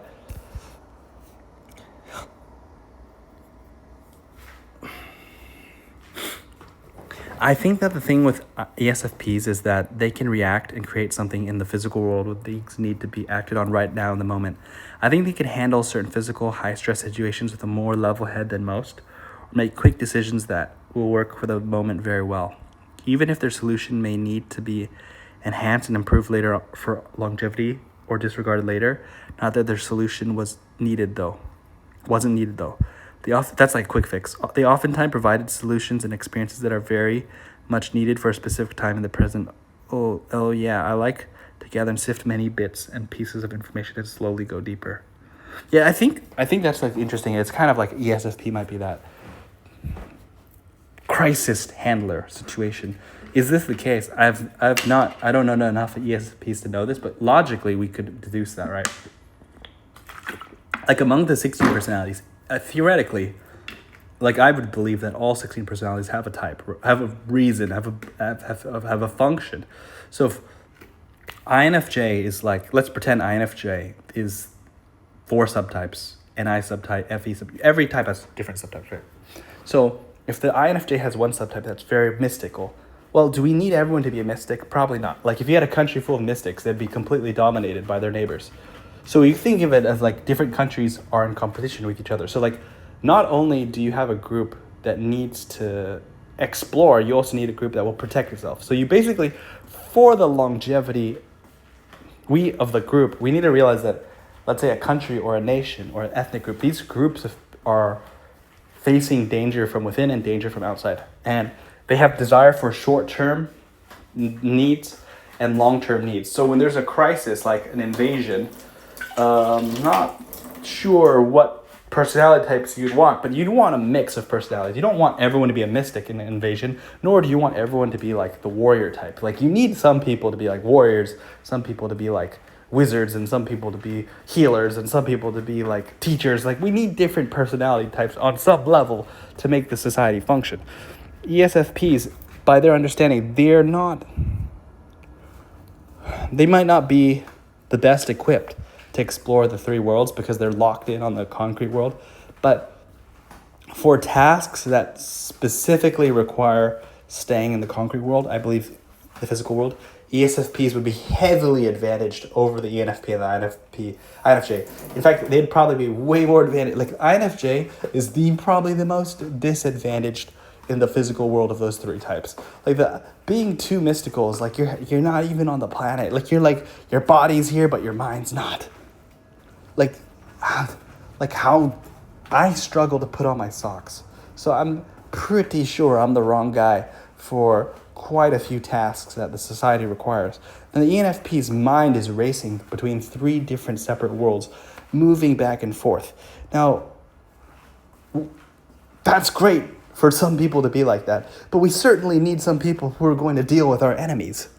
Like when there's a fire, let's say there's a fire on the house, maybe a mystical person's mind might not fully be attentive. In fact, the person who's a mystic not being attentive, they might have accidentally done something on accident, forgot to turn off the stove that started the fire in the first place. So the ESFP is probably the type of person that would not cause the fire because they're very present, but in the case there is a fire, they're probably ready, thinking fast and ready to go. So I think we'd have to give the advantage to the ESFP as problem-solving, quick-thinking type, which honestly I kind of feel like because there's tension between the types, I'm a believer that the types should learn how to appreciate their own strengths and their own weaknesses and the strengths and weaknesses of others. And so that would be helping to make the most harmonious society, is to say, well, we can't all be warriors, and we can't all be kings, and we can't all be priests, right? We need the different types. And the healthy society is when the warriors are actually warriors and when the priests are priests and the kings are kings. Because when you've got it kind of reversed, like if you had the guys who are short-term thinkers in your long-term thinking positions, and you had the long-term thinkers, or the super abstract people, putting them in the important real-time crisis handling situations, you're going to have a problem. I find it interesting. How do you feel others' feelings? There's also interesting about that. It's like how exactly would your hunters and your warriors do if they were feeling what your other people feel? Like if your warriors could feel the pain of their enemies while they're killing them, that would probably be a problem for a warrior. So I think with warriors, you'd want someone who's more like unable that much to sympathize too much with people. Like, I have a difficult time killing ants. So if a person had difficult time killing ants, how are they going to start killing people? And like in the real human evolutionary society, humans fight for territory. So you need people who are willing to be mean to other people, to eliminate other people. If two groups of people meet, pretty much who's going to dominate the other one? Who's going to savage the other one? You need some savages on your side in order to not get to not have your culture eliminated. And personally speaking, I would actually think the ESFP would actually be no offense, would probably be much more of the savage when compared to the INFJ and the ESFP. Not trying to say that's a bad thing. That's like needed. Like you actually need someone who's going to stand up and fight back. You can't just have everyone go Gandhi style, right? How can you go Gandhi style in the Stone Age? It's not going to work. Like you're going to get killed, and all your family members are going to get butchered, sold into slavery, tortured, raped. You need people who are going to say, "Fuck that! I'm not letting you do that, and I'm going to fight back." So you need people who are just going to be willing to actually use that force. I'm not fully aware of ESFPs because I've not been in a war. I've not seen these situations, but I'm just saying theoretically speaking, the ESFP would be the one that you'd prefer. And even the ESFPs I did meet, they have discussed the idea of like if you ask them, tell me a story of high school that you thought was really epic or really cool, they'd be like, yeah, I fought with my buddies 2 versus 5. This is a real story that like 2 of us beat up 5 guys. So they think they have this tendency to like, well, that's a real physical SE experience. Just sharing is like, yeah, I feel tough because we beat those guys, and like that's how I know my homies are down for me. How do you feel how others feeling? I think it's like magnetic of some kind. Like honestly, I think the heart has some. Not sure. We say 磁场, magnetic energy field in Chinese. So is it really magnetic? I don't know. But I had real conflict with people today, with some good friends, some serious misunderstandings. And like I could feel their judgment. I could feel their disappointment. I could feel their pain. And it's like the relationship I have between other people is like there's a line that can be drawn, and I can see if there's a harmonious wave of energy or if there is a very tense or a broken, snapped string. So I could see that the string between me and my friends is breaking. We were close friends, and I want to do something about it. So it's like feeling tension on the line. So basically, I feel connected to them. And so when they are feeling pain, I can feel some of that transferred through me in like a line. It's like, hey, let's go mountain climbing, and we're tied to the same line. Well, if I could feel if they're falling, and I could feel if they're rising. And so there's some general sensitivity to saying, wait, is this relationship getting better or is this relationship getting worse? Because feelings basically could be divided into getting better or getting worse. I do have to think of myself and my experience and think, I don't care about this thing that they like, but their level of care is the same as mine to this other thing I like or dislike. In these situations, how would I want to be treated? Interesting. How would I want to be treated? I hear ENFPs talk about how would I want to be treated. So I don't even ask that question. So people do ask me about that. It's like, do you think about how do other people want to be treated? Sometimes I think about it, like for waiters and waitresses, I really think about it. So I try to give them an easier time. I try to clean up, make it faster. But actually, in real time, when I'm dealing with people, I could actually feel tension, like we're attached to each other, and that there's a line attached to us. So I'm trying to manage the tension in the line, and I'm trying to lead to positive growth. And honestly, I don't always make the right plays. Like I could feel that the tension is going this way or that way, and I could push and pull in this direction, but my strength and my energy is limited. And sometimes you pull, sometimes you feel the tension pull and then you push, or they push and you pull, whatever. They do something on the energy line that connects us to, and I do something else to it, and actually can still create like a misunderstanding. Like ideally, to have that perfect tension, you need both sides to work together. But sometimes you do something that does not fit in their culture. They just cut the line right away.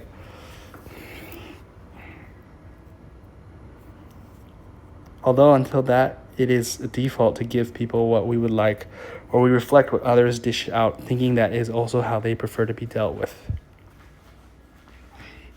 Huge mistake. Learned that from the five languages of love and MBTI as well.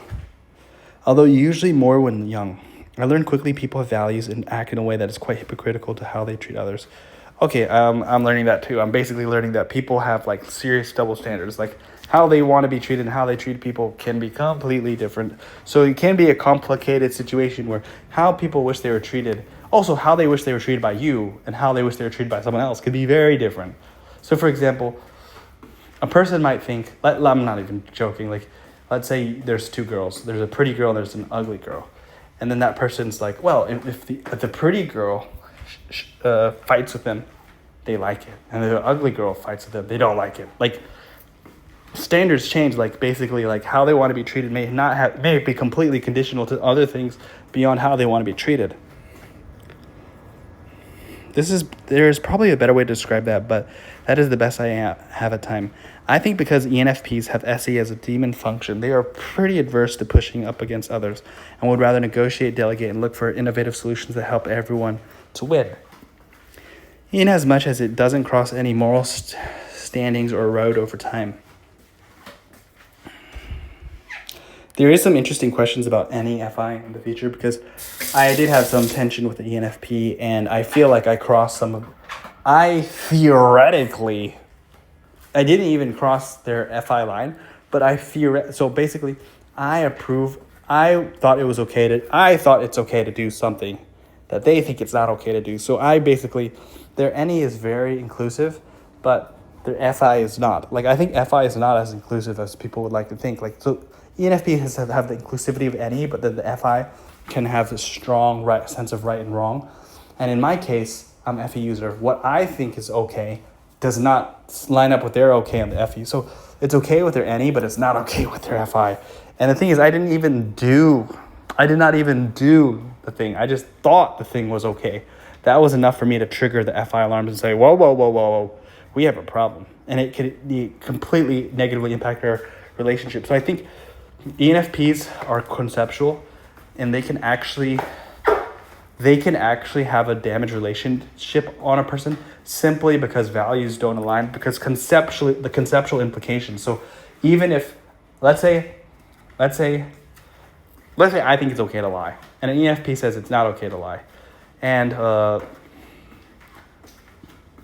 for me, I would care, did this person lie to me? But for an ENFP, they might think, well, they don't think it's okay to lie, and you think it's okay to lie, which means that you're a danger and threat. So they might actually the relationship might have problems simply because conceptually speaking, the logic is your FI and their FI don't match up. That's something I experienced. So that's what they talk about across the moral standings. That's FI, crossing the moral standings. I do think that what I just mentioned could cause some serious negotiation problems because while ENFPs may seek to negotiate, because they have strong FI values, they might have a difficult time realizing other people do not share those FI values and might have completely different values. And because they have different values,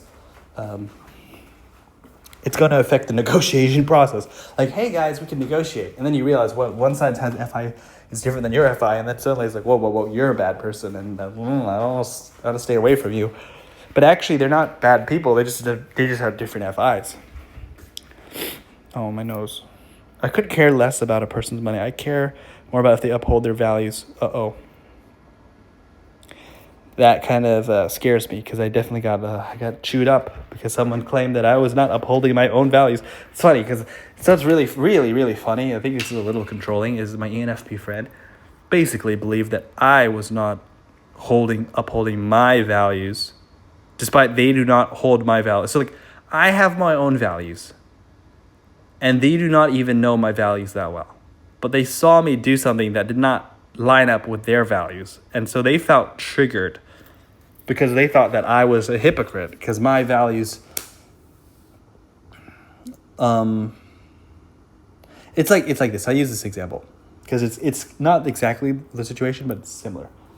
Like imagine, because this ENFP friend has 2 gay friends who have open relationships. And so they think, well, if gay people have open relationships, that's completely fine. Because it does not conflict with their beliefs, those people's beliefs. But they know I'm a Christian. So they say, well, you're a Christian. And you approve of such, like, oh, you're a Christian. And you also believe in, like, open relationships. For them, they'll be like, wait, what? So they think the ENFP friend is so triggered. Like, you're a Christian, and Christianity does not allow open relationships, and you think open relationships are okay. So for them, they'll say your FI is not morally consistent. But for the gay person who's like, oh, they're not bound by a religion, so they're like, they want to have open relationship, it's totally fine. So I think that there's something funny here. I share that. That's not the exact example, but I use that example because it's close enough to give people an understanding of it. And even though I've not engaged in that behavior, let's say in that example, I've not engaged in that open relationship, the idea that I was entertaining the idea of having, oh, you have the Christianity, and you also, oh, you have the, okay, that's a problem. You're not being morally consistent. So I think actually this is a danger of ENFP. It's not a good thing. I do not believe, like, if they uphold their values and do their best despite adversity, I think that is an oversimplification of the human condition, because humans have very complicated, they have temptations, they have a dark side, they have their values, but their values might be conditional. Their values may not be their only set of values. They may have competing values. Right, I'm a Chinese, I'm an American, I'm a Christian. They have competing values. But I don't, like, for me, even though I'm a Christian, I'm a Chinese and I'm American, I do not want to be defined by these labels. I want to have my own beliefs and my own ideas. So some people are like, well, you're these things, so you have to believe like this. So they're trying to tell me, oh, you have to believe like this, even though they themselves do not believe that. I think it's pretty funny. So it's like non-Christians telling me, as a Christian, you should believe this because you are a Christian. And I'm like, I'm sorry, I'm actually a real person. I can actually choose what to believe in. And in terms of my belief in Christianity, you don't even know who I am. I practice this, these I don't practice. I choose, and I normally know what I understand. But I never claim to be a perfect this or a good that. I'm just trying to get my mission done on the planet and then get out.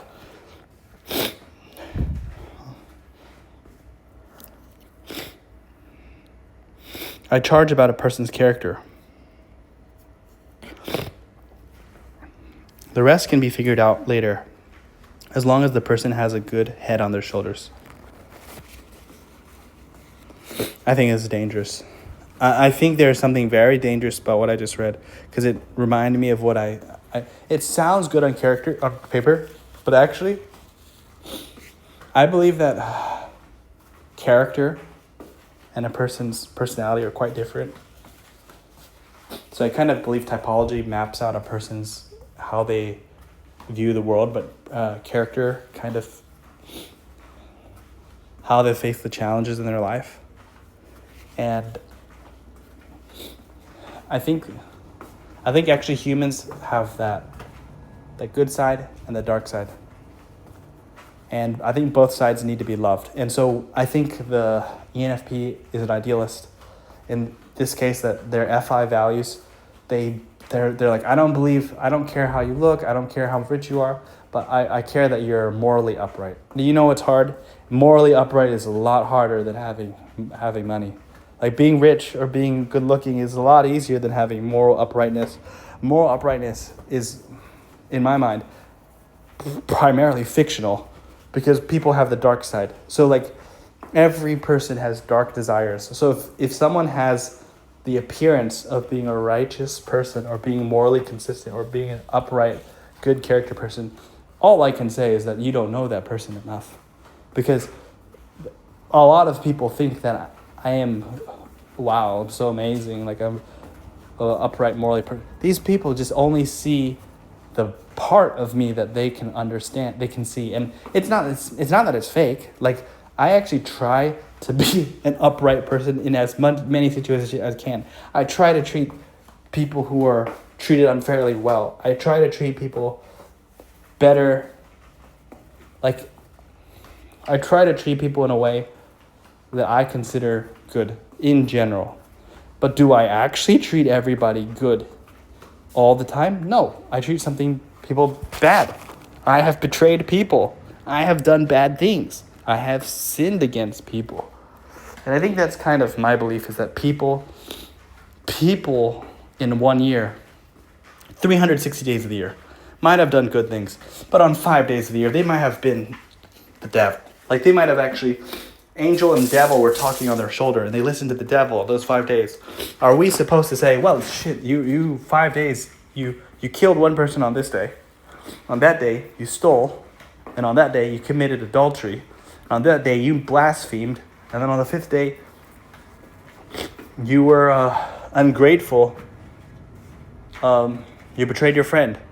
So if a person did those 5 things in 1 year, should we wipe out all 360 days where they did good? Like what if they protected orphans? Or what if they fought for women's rights? Or what if they wrote an article that shared knowledge? Or what if they helped someone that was really in need of help? Or what if they did something good and no one saw it 360 days, but they still did those 5 bad things? I personally don't care if people's like character is good or bad. What I do care is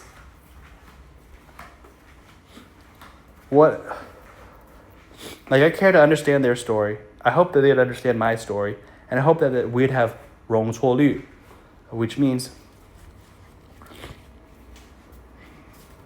when we have a problem, how do we solve it? I prefer to measure relationship between on how do these two people solve their problems, because I believe problems will definitely happen. I believe the matrix that 2 days, like four squares. 1 square is both people in the relationship are a high energy level. 2 squares are one person's at a low energy and one person's at a high energy. And the 4th square is both people are at the worst self of themselves. Low energy meaning the worst self. So when both people are the worst self and both people are the best self, when both people are the best self, it's fine, obviously. But when both people are the worst self, that's when you have conflict. And when you have conflict unavoidable, how do you maturely resolve these conflicts and how do we achieve win-win? That is the spirit that I advocate, is that it doesn't matter how bad your character was or what you did. How can we work together and achieve a win-win? Because I've seen people who have good character still fail at that situation of, oh, you're at your worst and I'm at your worst. The way to resolve the conflict is not mature. And I think that people who have done bad things, it can become a serious problem. Like sometimes it can be, if you're thinking it's too negative, it can be basically very dangerous to all the kinds of people. But on average, I think that people will commit evil. Like I think people commit evil often, and that when people do commit evil, I do not think it means, oh, they have committed evil, therefore they are no longer capable of good. I just think, oh, you've committed evil. That is in line with the fact that humans have the good and the evil nature both simultaneously coexisting within themselves. And so when they express that good part or they express that evil, that is an authentic part of them. And if we want our world to be a better place, we should not disengage with people's evil. We should rather engage with people's evil more, because in many cases, people's evil part of them is not something that is 100% within conscious control. And it's something that, it's like people have an infection, like a spiritual infection, or they've been poisoned inside. And so they have been poisoned, and we can say, turn away and judge them and say, you're disgusting, you're a cancer cell. Or we can say, oh, you've gotten cancer. And instead of saying you're a cancer cell, I'd rather say this person has the potential for good and they have evil winning inside them. Can we do something that can turn that evil? Can we help that evil, can defeat the evil in that person and help the good side come out of them? Now, is that too idealistic? That is another type of idealism. So I have a type of idealism that is more focused on can we restore that which was lost? But I think the ENFPs I've met have more of a character problem. And they can trick themselves into thinking, well, they can trick themselves into thinking, look, I'm so open-minded, I'm so exploring,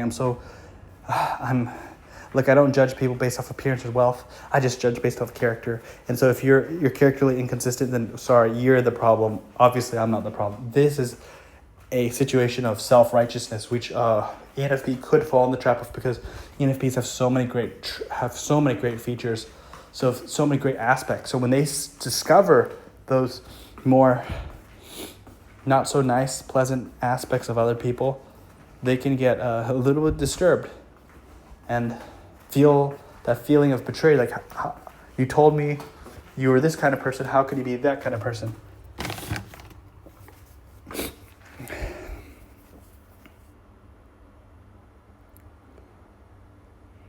Looks and aesthetics are definitely valued, but it's more of a cherry on top and not mandatory. Same for money. Money is a nice extra, but not what I care about most in a relationship. I would be interested to know if this is similar to other ENFPs, or if this would be something that would fluctuate depending on a person's personal FI values. Yes.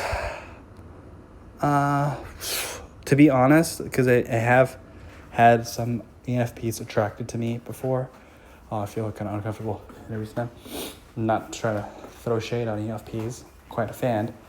Is actually, I think that the ENFPs' interests, at least in China, are in a tricky situation where they want to explore more of the world, and realistically exploring more of the world requires money. And like, if you don't have money, then you have a hard time to explore things that you like, because your time gets used up. A lot of jobs in China are very long hours and very little time to rest and have free time. So I think that actually the ENFP is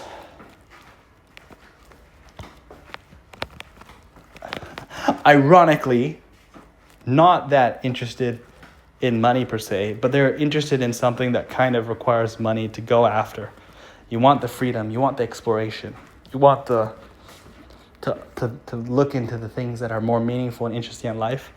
And then if you're like in a country where most people, because of their life circumstances, they're not able to, like, they're working a very boring job and then they're completely drained. They're not naturally going to be able to handle the ENFP's discovery desire. So I found that a lot of the ENFPs are very, very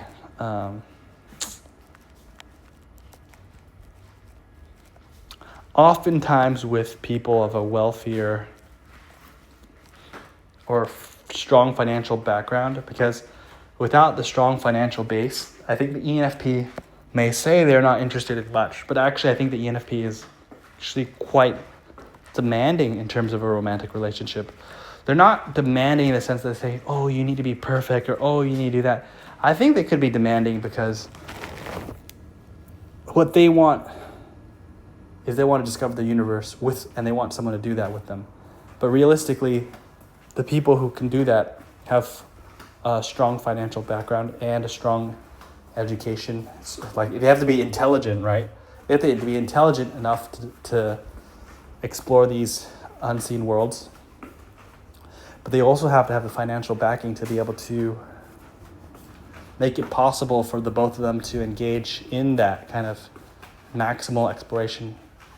And competitively, there are a lot of other personality types that do not demand much from their partners. Some of them just demand a body, and some of them just demand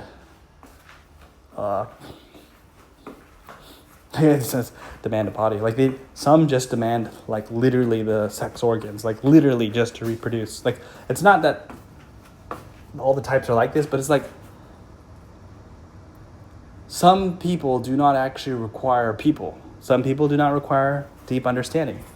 Whereas the ENFP seems to require a deep connection and require exploration that requires financial resources, which requires intelligence. So you're looking at someone who's has intelligence, has financial situation is in order, and can keep up with the pace of the ENFP. And I've met plenty of people who cannot keep up with the pace of ENFP. So why did I attract quite a few ENFPs, I'd say, is because I could keep up. Like basically, keeping up with ENFPs is fun, exciting. It's not hard for me, but for others, it can be very, very draining, very, very challenging, and very, very, oh my gosh, how can you have so many topics or so interested in so many things?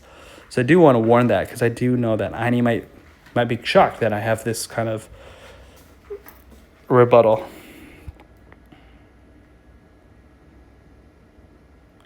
Yes, I do think ENFPs like to expand and enhance a person's world. I think it may hurt us if we have hindered others in any way, although if leads to long-term growth, it can be valued over time. I find it so interesting that you think your experiences aren't objective enough. I would love to hear more about that. I need to check what I meant by that. If Ayni could put timestamps in the future, that'd be good. I would find it so interesting that you think. I would love to hear more about that. I find we all kind of have gifts and talents that we both enjoy and add more positivity to the world, but oftentimes people throw away what they like, and I find that many adults that do that seem to be a husk of who they used to be later on because of that, if they discard too much of what makes them them. Body doubling is working alongside another. I see it just as sharing a space and being in another's presence while doing other things. Both are focused on their own things, but enjoying just being in each other's presence. So body doubling, what I would say, is like benefiting from the body's hormonal response, because if you have two people in a space and they have oxytocin, it's like having a cat in the room. It produce oxytocin. So if you're with a person that you find attractive, it's going to produce dopamine. If you're with a person that you love, it would produce oxytocin. And if you produced a person with which you're working and they're working on some tasks that could be hard, then that's going to produce endorphins. And then if your mood is unstable, like no offense to INFPs, but INFPs seem to have serotonin deficit. Well, actually being next to someone who's reliable and gives you that sense of safety and trust will give you serotonin. So if you basically got an attractive person, dopamine, and you have love, that's oxytocin, close, intimate bond, and then you have that feeling of safety, commitment, then you get the serotonin, and then you're working on something that's like work, that's endorphins. So you're just getting freaking killer combo. So when you're thinking about body doubling, it would have some scientific basis on why that would feel so good, because of course you don't need to say anything, because you get the four hormones produced, and then the nervous system would enter a very heightened state of awareness that pretty much you wouldn't experience by yourself. My nose is killing me. The comment on the husk. If I had to share what I think, I try to reverse engineer it. When you look at the human species, there are some families that fight, and there's some families that build dynasties. And dynasties also have dynasties that fight. But you notice something that at least I noticed. in a dynasty, basically, there are people that actually make the dynasty, like I'm saying, a dynasty is the family. In the dynastic model, some people make the family a lot of money and some people spend a lot of money. I believe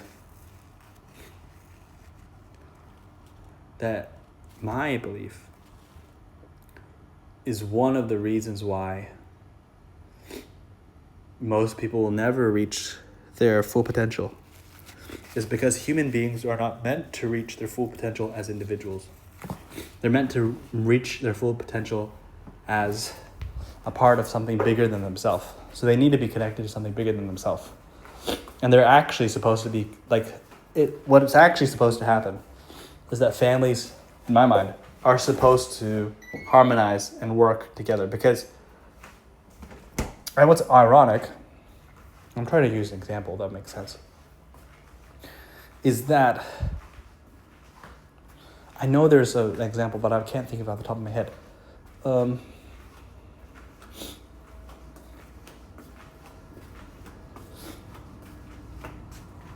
In a company, there are departments that spend money called cost centers, and there are departments that make money called profit centers.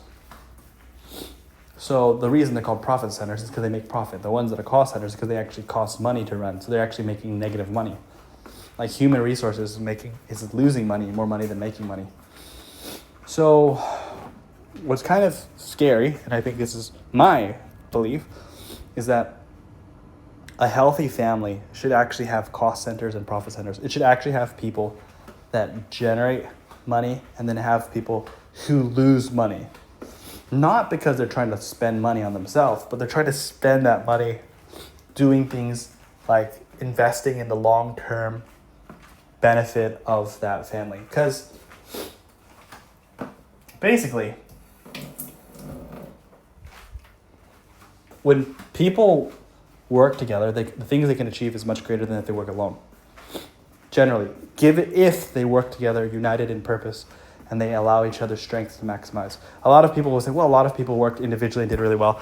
Most people who worked individually actually used tools that were invented by other people, and they also had support in many different ways from other people that maybe are not getting credit for.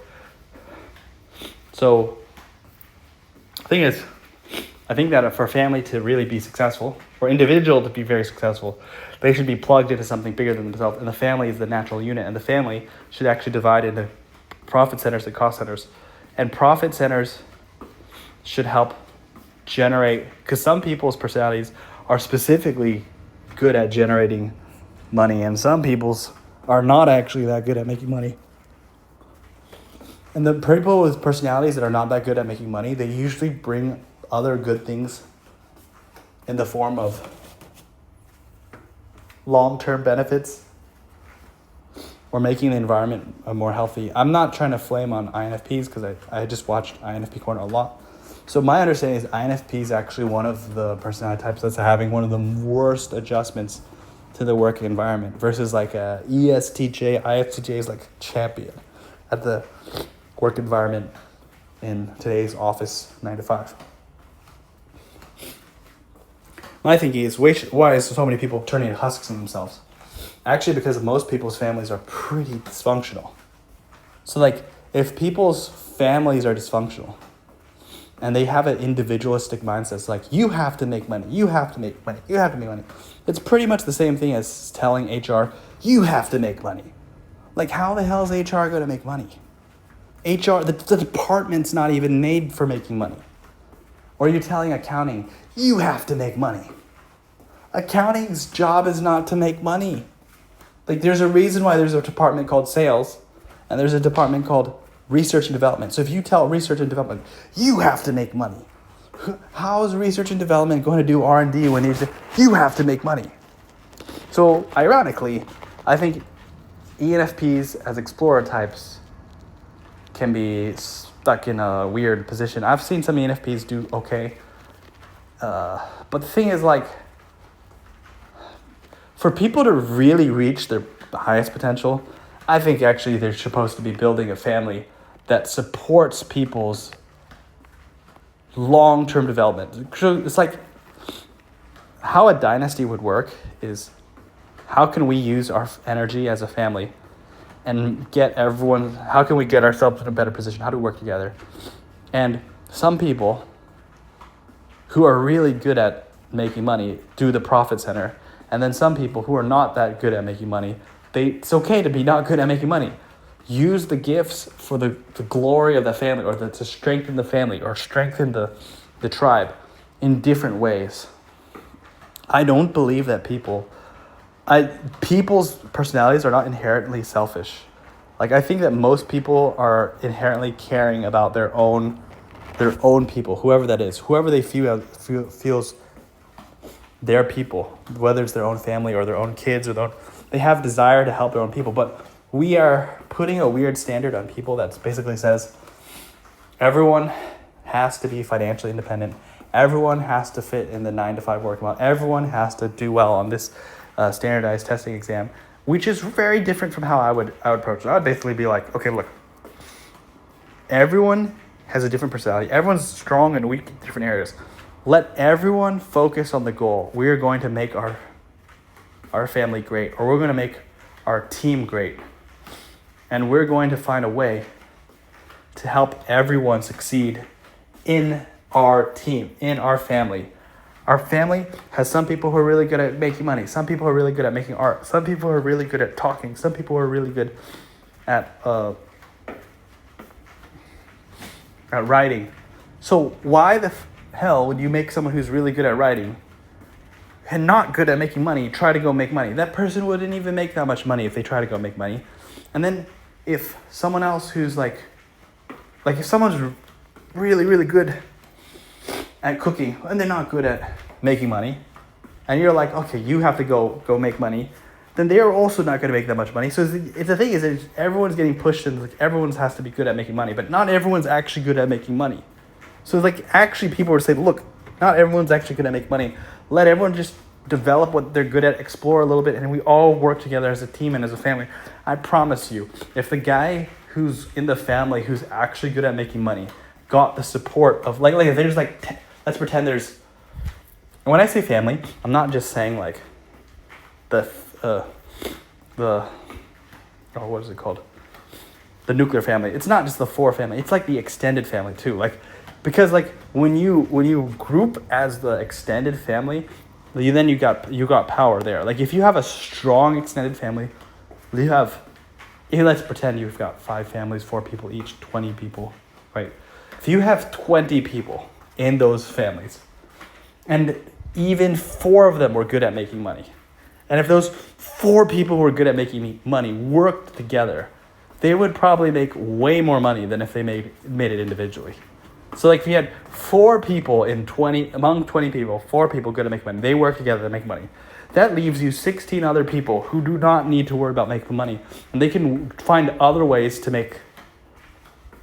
develop their skills and make the family better. And I'm pretty sure it's like, come on, go back into ancient times. Do you think everyone did hunting? Did everyone do the farming? No, not everyone did the hunting. Not everyone did the farming. Like, let the guys who are good at hunting do the hunting. Let the ones who are good at making clothes make clothes. Let the people who are good at what they're doing do what they're good at doing.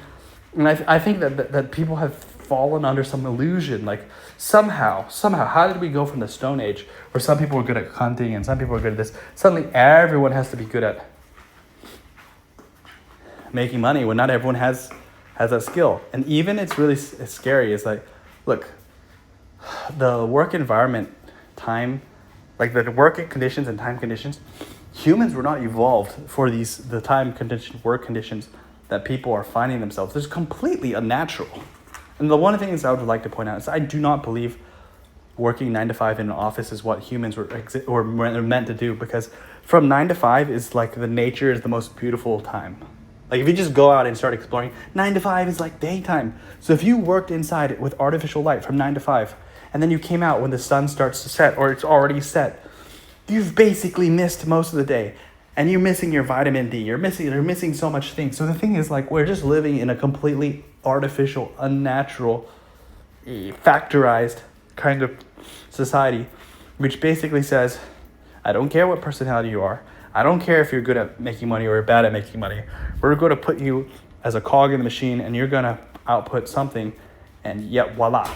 And I think the end result is, well, a lot of people are dissatisfied. A lot of people feel like their life is meaningless. And if they feel like their life is meaningless, they're probably not too far off the mark. Is that, yes, they're probably running in a meaningless direction where they're feeling so, like, where are people feeling stressed out? Why are people fighting for no reason? Stressful work environments produce stress. They bring that stress back to their families. They bring the stress to their families. Their families start crazy, weird fights. These crazy, weird fights creating rifts that make it impossible for people to work as teams. So the idea of people even working as an extended family becomes almost impossible because people can't even work as a nuclear family. Like, even as a nuclear family, they're not even functional. So there's this dysfunctional nuclear family. It's a dysfunctional extended family. And so it's like every man for himself. Every man has to work for themselves, be independent, pay their own rent, make their own food. Everyone doesn't work as a team, and people kind of at that point when they live like that, they don't need typology. Because it's really funny, is because why would you need to know about the 16 types when you don't even know 16 people? And it's like, how do you not know 16 people? Well, actually, a lot of people go to work, and a lot of people live their life, and they don't even know one person well. They don't even know themselves well. They don't even know the people around them well. They just fill the role, do what they got to do, interact with people as little as they can to get the job done, get paid, and then do what they like. And so the thing is, wow, you just start talking to people, you realize people don't even know anything about their own parents. They don't know anything about their own friends. They don't know anything about their family members. They just know very, very little. So it's like, well, of course you think typology is useless. You are not observant enough to know about the people in your life. You do not care to know about yourself, and you're not trying to know to yourself. You're trying to run away from your problems by looking for entertainment. And then you're trying to, when there's conflict with other people, instead of actually trying to come to a mutual understanding and give people a fair shake and find a third party to actually get everyone on the same page, you're just trying to play the blame game and say who's wrong. Well, of course people are going to feel like a husk. And I want to emphasize this dynasty ideas, because I don't know if I'll be able to pull it off, but I believe that when people link their power or their energy and their knowledge and their wisdom together, they become very unstoppable. Like, the thing is, there are many reasons why it's not common. It's actually easier for things to break than there are things to bond. In this regard, so people form bonds and then break the bonds, and then form bonds and then break the bonds. So to actually build bonds that could actually last and work towards common goals is becoming more and more difficult, in a sense, because people have unlimited entertainment at their hands now. But I think we're also evolving now into a new type of society where people like myself and Ayni, we're talking, right? We come from different parts of the world and we're discussing. And the thing is, we kind of are tired of being distracted by the distractions. So like, I think a lot of people in the world are starting to get immune a little bit to like, oh, screw this short video, or screw this, like, I want to live a meaningful life. I want to live a challenging life. I want to get things done. And I think we're entering a new generation where, maybe it's no longer possible to turn the dysfunctional families into functional families, because now the dysfunctional families are very dysfunctional with all these distractions. Maybe it's time to just create a new family. Like, maybe it's time to just actually, like, wow, they like to say, friends are the family members you choose. In the past, I thought, well, we grew up together, we got the bit. But now AI has come to the picture. Now people are getting so sorted. So now I think it's time to form new kind of communities. It's time to form new kinds of families and kind of actually produce new kinds of effort. Like all the greatest projects that I kind of foresee, or more, this is kind of wrong, but I think if people saw themselves as family members with people who are kind of spiritual family, like for example, socionics or MBTI, like when you're part of the community and if you take this kind of thing seriously and you guys help each other and you say, hey, look, we are family in the sense that we are interested in seeing the advancement of this like a movement, like this or that, we stand for the same things, we believe in the same things, this suddenly becomes much more possible to achieve the impossible when you don't go at it alone. When you actually combine your forces with other people and say, hey, how can we get involved in what are you guys doing over there? What are you doing? And what are we doing? And how can we push some new cool things to the world? I'm going to leave it at that. As a little bit of exploration is the creation of new kinds of families that are not by blood, that are no longer by, oh, we're friends because we grew up in the same high school, but it's no, we're friends and we're family because we stand for the same things and we want to see the world change in the same direction. And yeah, these are things we believe in, and these things are things willing to live for and willing to die for. So you're willing to live for it and you die for it, then you become, it's more hardcore in the sense that this is, yeah, I only got one life, I'm going to die anyway, so might as well make it count towards something. So it's like a vote, right? Everyone gets to choose how they live their life. You can choose to live your life watching YouTube every day until you die, and like you just waste your life on YouTube. Or you could actually choose your life and say, hey, I would like to use my life to make education better. Or I choose to use my life to make women's rights more better. Or I choose to use my life to help stable, like US is a very unstable country right now, but I want to use my life to spread love. I want to use my life to fight for fair wages. Or I want to use my life to advance MBTI. Or I want to use my life to share good ideas. Or I want to use my life. It doesn't really matter how you want to use your life. You're voting and that's your family, right? That's what you're going to commit your life to, what you're going to, your legacy. It's what you're going to die for. And it's so funny or poetic. It's like whatever you're voting your life with, like if you want to devote your life to pleasure or you want to devote your life to education or whatever, it's kind of ironic if at the end of that tunnel, that road you choose, there's an afterlife dedicated just for those people, right? So all those people who are saying, I want to devote my life to advancing education. Maybe all those people will go to the same afterlife because they actually pushed for the same thing. They actually believed in the same thing. And all those people who are like, well, I want to use my life to make more money, and maybe they go to that place.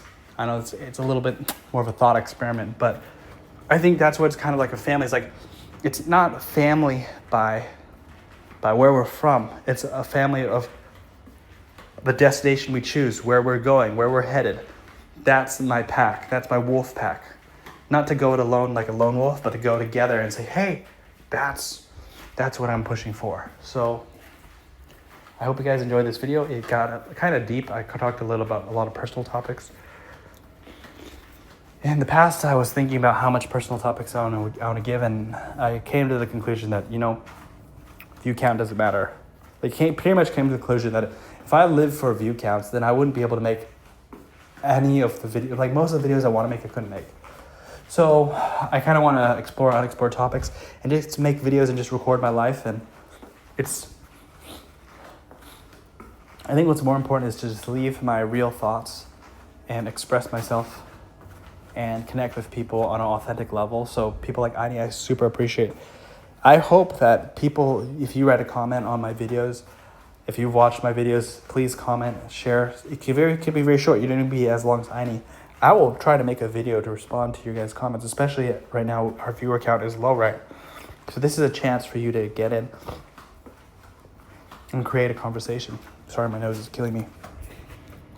And if you dislike or you like some parts of what I've said, please share.